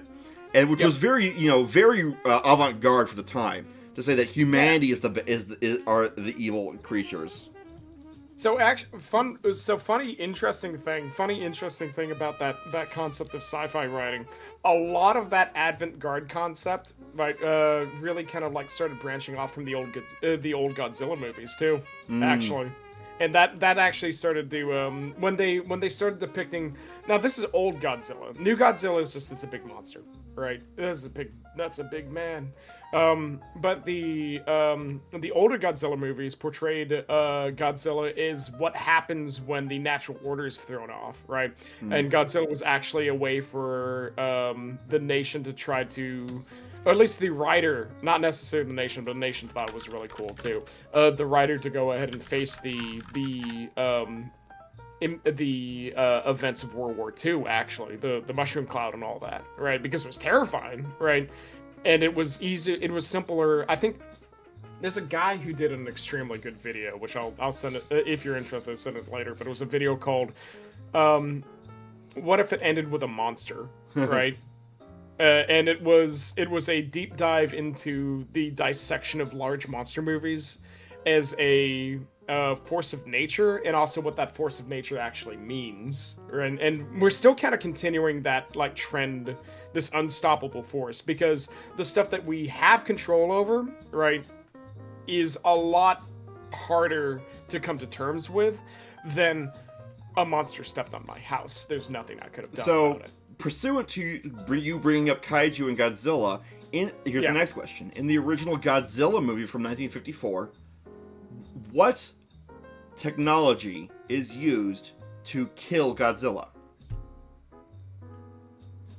God, was it? Did they nuke him? No, they didn't. They didn't nuke him.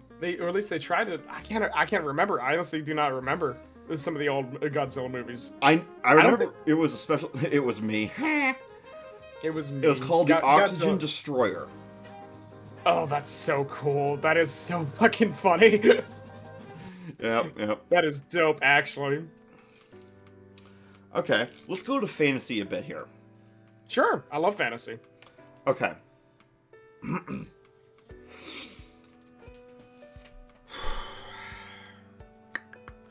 What does Beowulf mean? Oh, fuck. Beowulf. This is a entomology thing. I always thought it was brave of heart or brave man, right? But it's been a hot second. It has been a hot second. It means beewolf, which means bear. Oh, it's a wolf. Oh, it's a fucking bear of a man. Beewolf, okay, gotcha. Because Beewolf. which can be interpreted to mean bear. Oh, that's funny. I like that. Okay. What else we got? What differentiates a wyvern from a dragon? Oh, that one's easy. Number of legs. Okay. Yeah, like I'm thinking right now, a wyvern is bipedal with wings, and a dragon is quadrupedal with wings. I would have also accepted that dragon is a catch-all category term, and that all wyverns are dragons, but not all dragons are wyverns. Oh, that's acceptable. I'll accept that. The classic. I'm a huge dragon nerd, by the way. So this is one of those. You're things. a furry, of course you are. Yeah. So basically, for the sake of it, because I'm now thinking about dragons and stuff like that. So the basic entomology is the worms have no legs and have wings, right? Or other way of moving them around and stuff like that. Dragons will typically are quadrupedal. Wyverns are bipedal, and then drakes have no wings but are quadrupedal. All right, that's pretty much the long and short of it. Let's move the clock up from Beowulf times to classical literature. Sure. How did Perseus kill the Gorgon? Perseus killed the Gorgon? Oh my god. It was a reflective shield, wasn't it? And a stab through the heart? Go into more detail. Okay, so it was a polished brass shield, right? He had polished the brass shield up, right? And he had forced the Gorgon to look upon herself, which then he shattered the statue. Nope. Sorry. Nope. Damn. In the actual myth, the motherfucker snuck up on her while she was sleeping and cut her head off by looking in the polished shield. You were close. You were very close. Okay, got it. But in the actual myth, he just sneaks up on the motherfucker. While she's sleeping. What a fucking coward. Okay, continue. That's great. I know. Isn't that just the dumbest shit ever?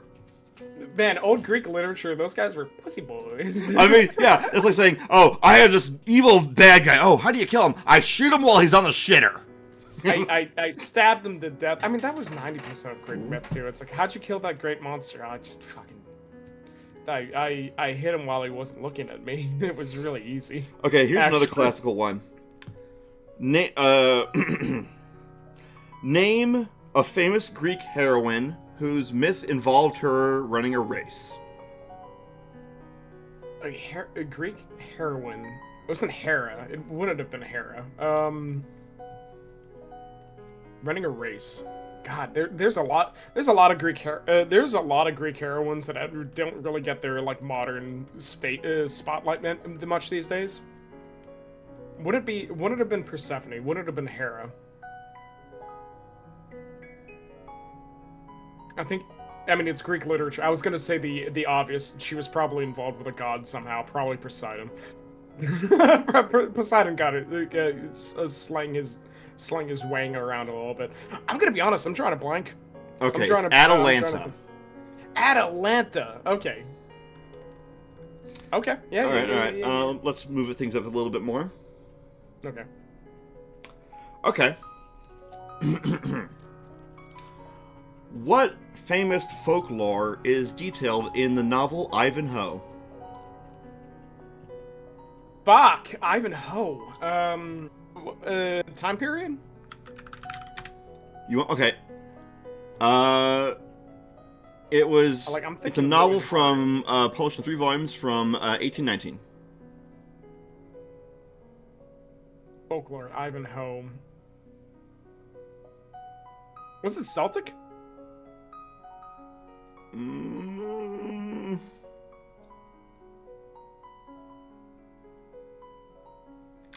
I'm afraid it's not.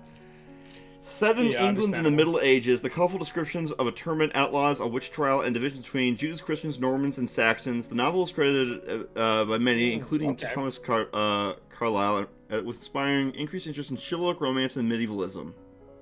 Oh, okay, got it. So it was the spark of the knights and chivalry thing. I wasn't super far off, but that's more like traditional Western folklore. Okay, got it. All right. When you said folklore, I immediately thought, oh, like leprechauns and cool dragons. No, of course not. Okay, here's another question. Who is Queen Mab? Oh shit. This was actually brought up not too long ago, and I think it immediately shot out my ear. Yeah, Queen Mab. I'm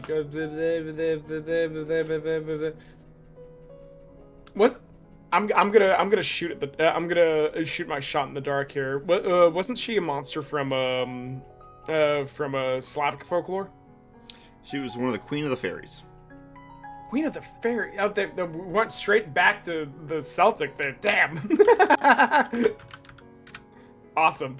I think I'm gonna be honest. I think the only fairy queen that I even thought that I've even processed in my head would be like Titania. Oh, I thought she was.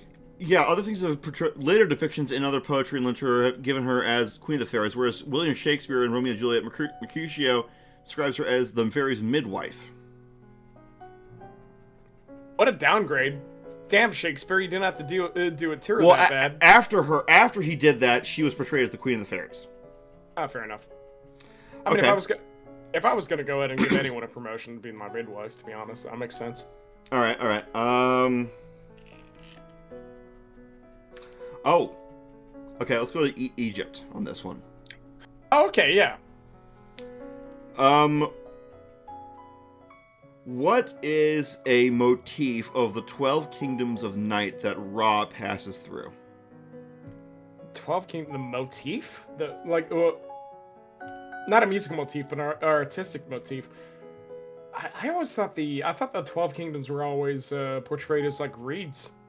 No, I'm thinking about it, but that's my best guess. That's my best guess there. Snakes. There's a lot of snakes in a lot of different places throughout the 12 Kingdoms. I keep forgetting about the snakes. It's another reed snakes. It's the same shit, right? Okay. Name one of the many titles given unto Sun Wukong. Holy shit. I know. Now that I'm thinking about it, I know he was a mountain monkey. I know, wasn't he also known as one of the tricksters? I'm gonna need an actual title from the books. My God. I know. Ooh, Trickster of Kings, Trickster of the Gods, King of the Mountain. Can you commit to an answer? I'm gonna say. Oh man, Trickster of the Gods. I think he was tongue in cheek known as is a peach stealer, but otherwise, I think we're. I think we're gonna go ahead and say Trickster of the Gods. Incorrect. I would have accepted the handsome Monkey King. I would have accepted Great Sage Equal to Heaven. Forgot that he named himself that. The motherfucker named himself that.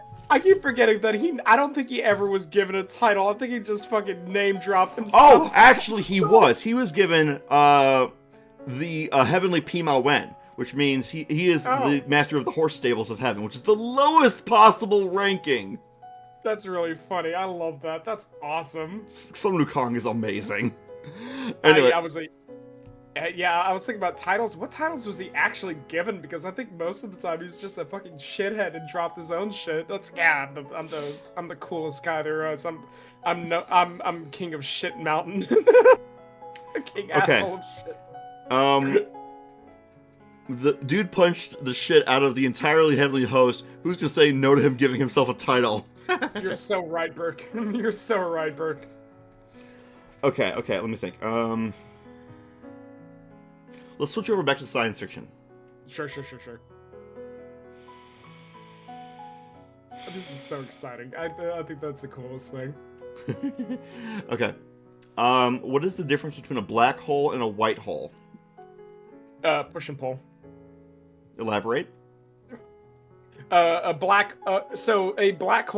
Okay, so theoretically, black holes and white holes are theoretical, right? Well, no, the black hole we know they exist. White holes are theoretical, right? But black holes are in which all matter is pulled into it, right? White holes was a theoretical concept of where that matter goes when they thought black holes were just a hole in space rather than a point of extreme gravity, right? So all that matter's got to go somewhere. Obviously, it goes somewhere else. That was a part of wormhole theory at one point in time.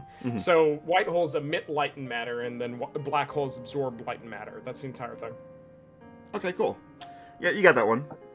Yeah. Okay, let's think here.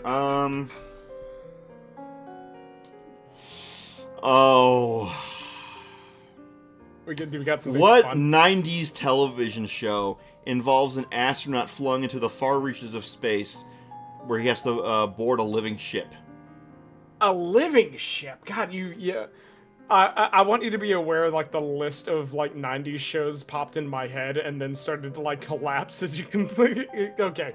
God, was it... living ships? It wouldn't be Babylon, because I don't think Babylon did any timey-wimey shit. Are you talking about Babylon 5? Yeah, Babylon 5. Oh, they absolutely did. Yeah, they well, yeah, because of that fucking thing. But it wasn't like the main focus of stuff, because I remember Babylon 5 having bioships, and that was like a big point.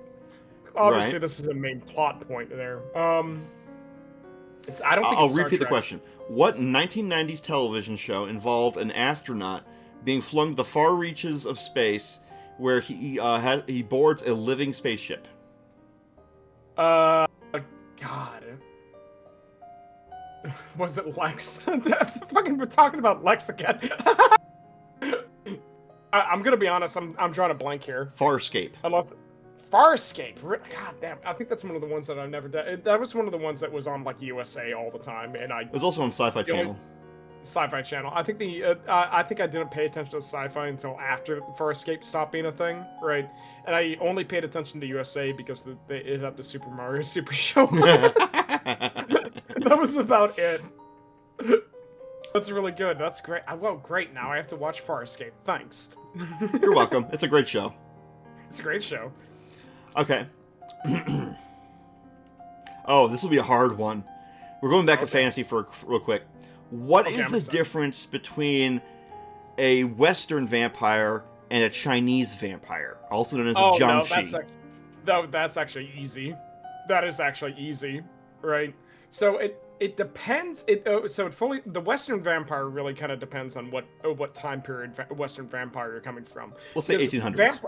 it's 1800s. So like, okay, so okay, so Western vampires, they are there. I mean, there are several differences. I think I can hammer down a one or two and be completely fine. Western vampires are converted from the living, right?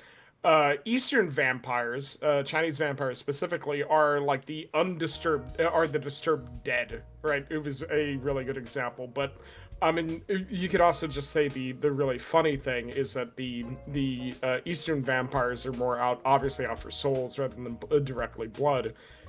But on top of that, the Chinese vampires hopped along on 2 feet because their feet were bound.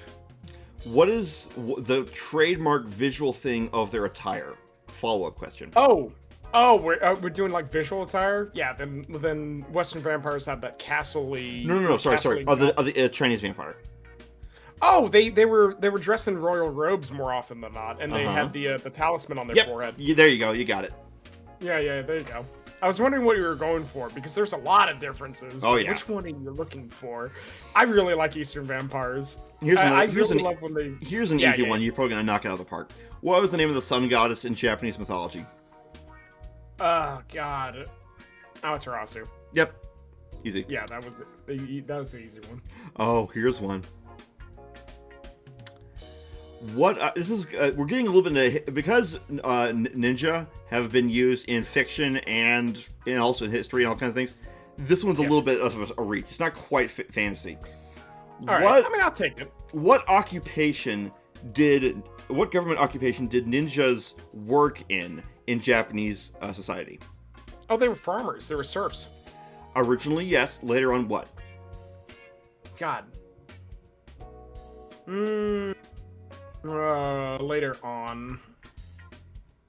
If we're leaning into the fantasy thing, I know a lot of ninjas were medicine men, right? So like doctors and pharmacists. And I stuff meant like that later on in history, actually. Later, how much in history? How much? Let's later on? say we're getting closer towards Edo period. Ido. Okay. I mean, I'm still thinking of like. Because it was all farmers and peasantry most often than not. Now that I'm thinking about it, but I think when they pushed into that one, they were usually just like merchants. Incorrect. It was not merchants. It was gardeners of the royal palace. So okay, shit. Okay, You were so okay. close. I was so close because I was like, I knew it had something to do with our agriculture or like the general economy or something like that. So here's one that I guess you could call sci-fi. Okay, sure. Which was the first Pokemon designed?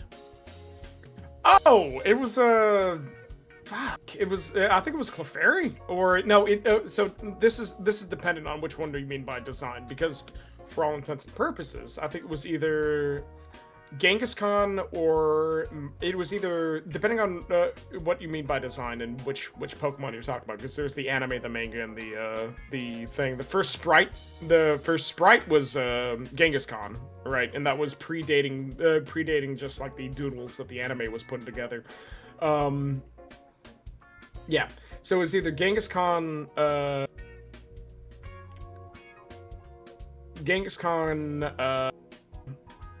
It wasn't Pikachu. It was definitely not fucking Pikachu. But he was a later. Pikachu was a long shot. Genghis Khan, Clefairy, or I'm trying to remember the other one. Bone guy McGee. I can't remember his name. Not Marowak. The other one. What was it? Bone Dude. Bone Dude. He's got the skull on his head. Cubone. I was looking for Rhydon. Rhydon, really? Okay, good to know. Well, let me fact check myself. Yeah, please. Like, I'm willing to accept Rhydon. I'm pretty sure Rhydon was actually the first one designed.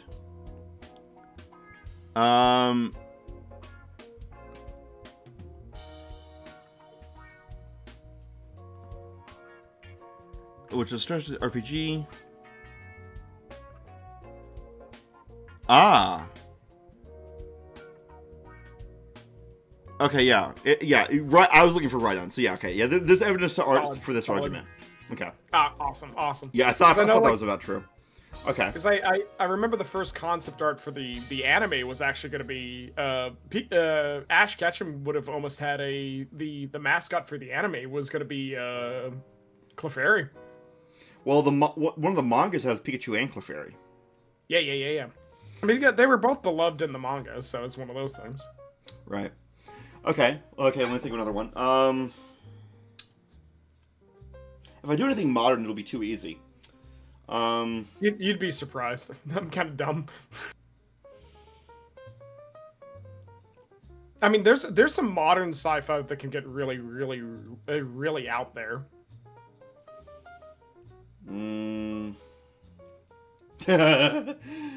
Okay. What is the name of the cat people in Outlaw Star? We've been talking about it. 90s sci-fi anime. Let's fucking go. 80s, 90s sci-fi anime. God, I actually have no idea. I think it started with an F. That's all I got. It's the Katara Empire. God damn it. I fucking hate those people. I really like that whole anime, the aesthetic, but I definitely got introduced to that anime via Newgrounds, so like my understanding of that anime is completely fucked. I get you. Let's see here.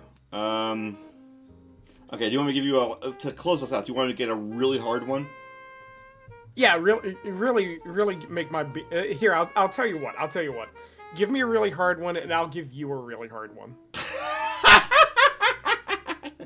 The phrasing. Okay. Now this one is going to be deceptive. What is the oldest known science fiction story?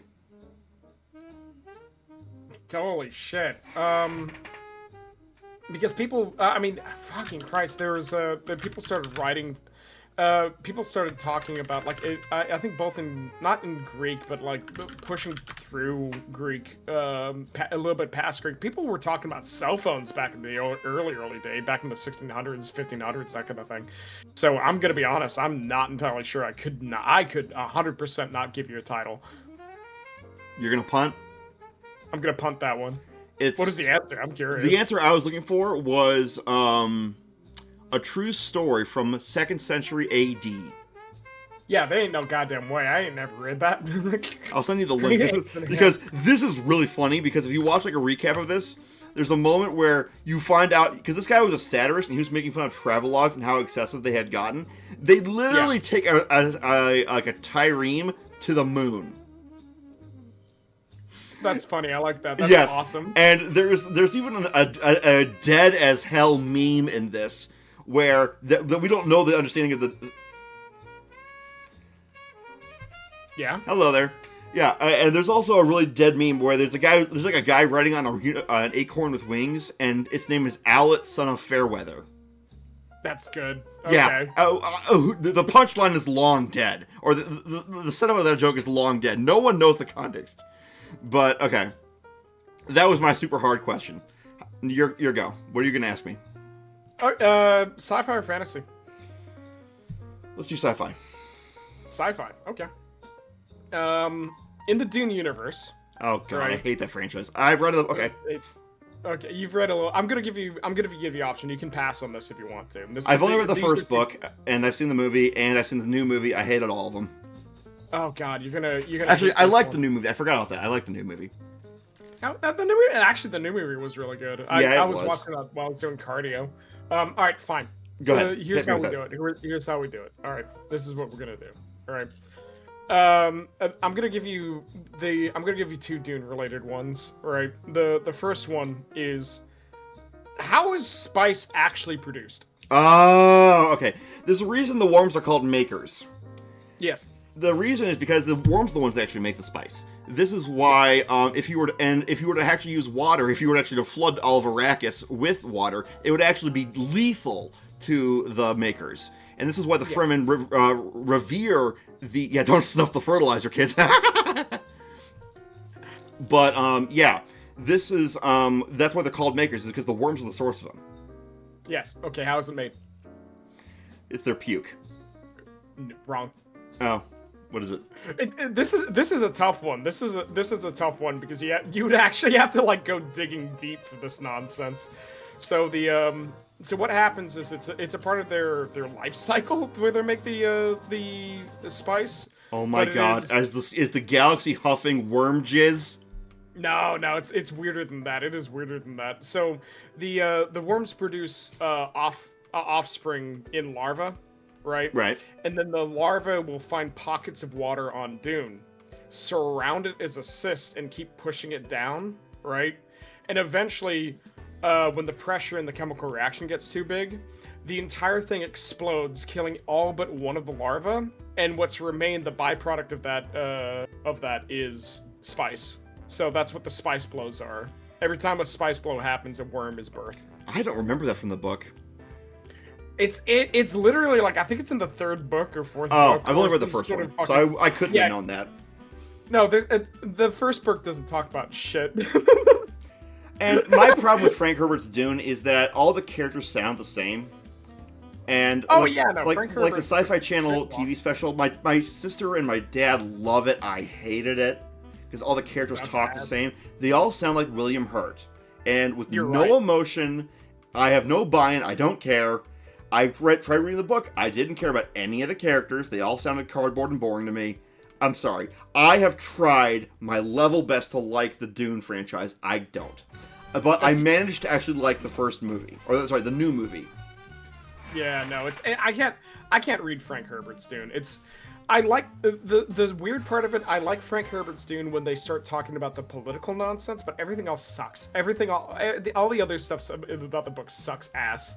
I think it's Sisters of Dune is a much better read, but that's because it's mostly politics or whatever it's fucking called. But I'll give you something easier based on your actual interest. Do you like Star Trek or Star Wars better? Star Trek.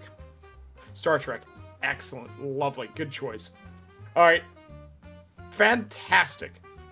What is the explanation, right, for the differences between the Klingons in the first movie and the Klingons in the second movie? Oh, this old thing. Okay. Yeah, I was reading this on Memory Alpha the other day. Okay. The explanation is actually alluded to in the episode of DS9 when they go back in time to the Trouble with Tribbles events on that specific station. And they see a bunch of Klingons on the place, and they look to Worf and like, how are those Klingons? Now, apparently, one of the prevailing explanations that I've heard is that there was a kind of pathogen going around that was almost like a mutagenic thing that caused basically for Klingons deformities, and that's why they looked so human for so long until about the end of what was it, the second movie or something like that, where they started to regain their head ridges and everything like that, and they started to lose their hair on top of their scalp. Yep. TNG brought back the cool Klingons. Yeah, because the original ones, those are just guys in yellow shirts. It's so fucking funny. It's so lame.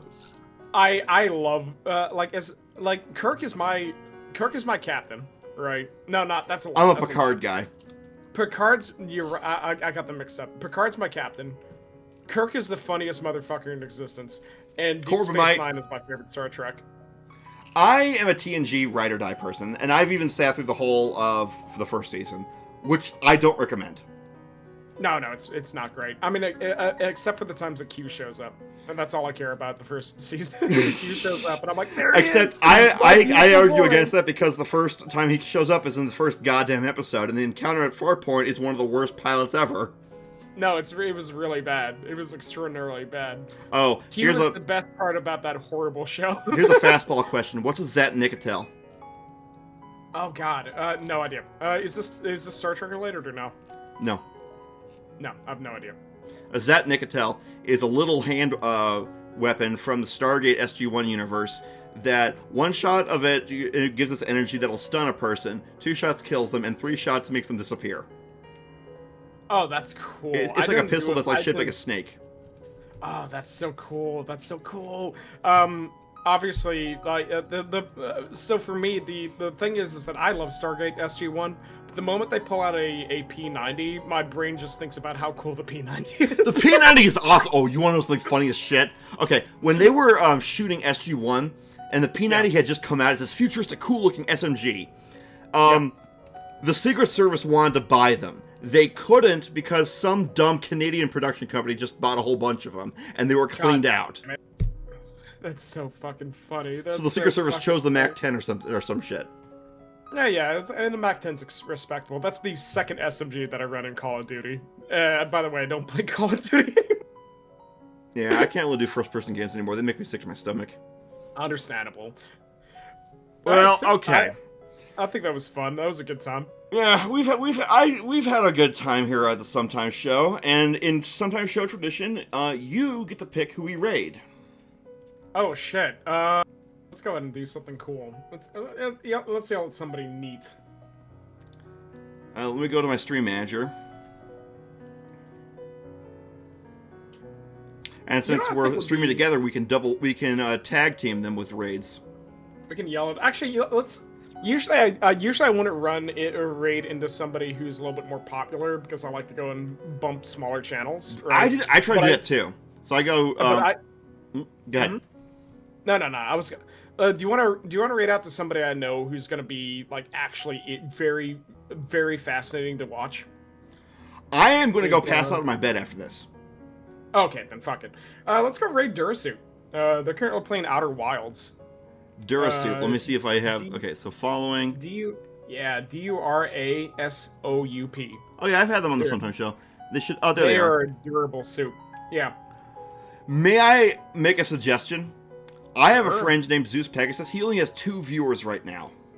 Oh fuck yeah! Let's go. Yeah, cancel my raid. Go back to that one. Okay, we're gonna raid Zeus Pegasus 13. So I'm gonna do a hang on a second. I'm gonna shout out this guy. Because if I ever become a Twitch member or whatever the hell, like, or basically a person, you better believe I'm gonna viewer bomb. I fucking love this guy's aesthetic. I really immediately love this guy's aesthetic. He was the first guest on the Sometimes Show, by the way. Oh, sick. Okay, so he's not an asshole. Awesome. Yeah. Okay. All right, so we are going to start the raid on this guy. Thank you for indulging me. It's been a pleasure. So we're going to let the raid fill up first before we all jump over. Are you raiding on your side too? Yeah, I'm raiding up. Okay. I have 6 viewers ready to raid. Everyone, I want to say thank you so much for coming to the Sometimes Show. Salty Rat, I want to say thank you so much for coming onto it as well. And I had a great time interviewing you. I thought we had a great conversation, and I would love to talk to you more in the future. Yeah, no, keep us in check. We do a lot of stuff, so we'll be around. All right, cool. Raiding in 3, 2, 1, raid. And off air.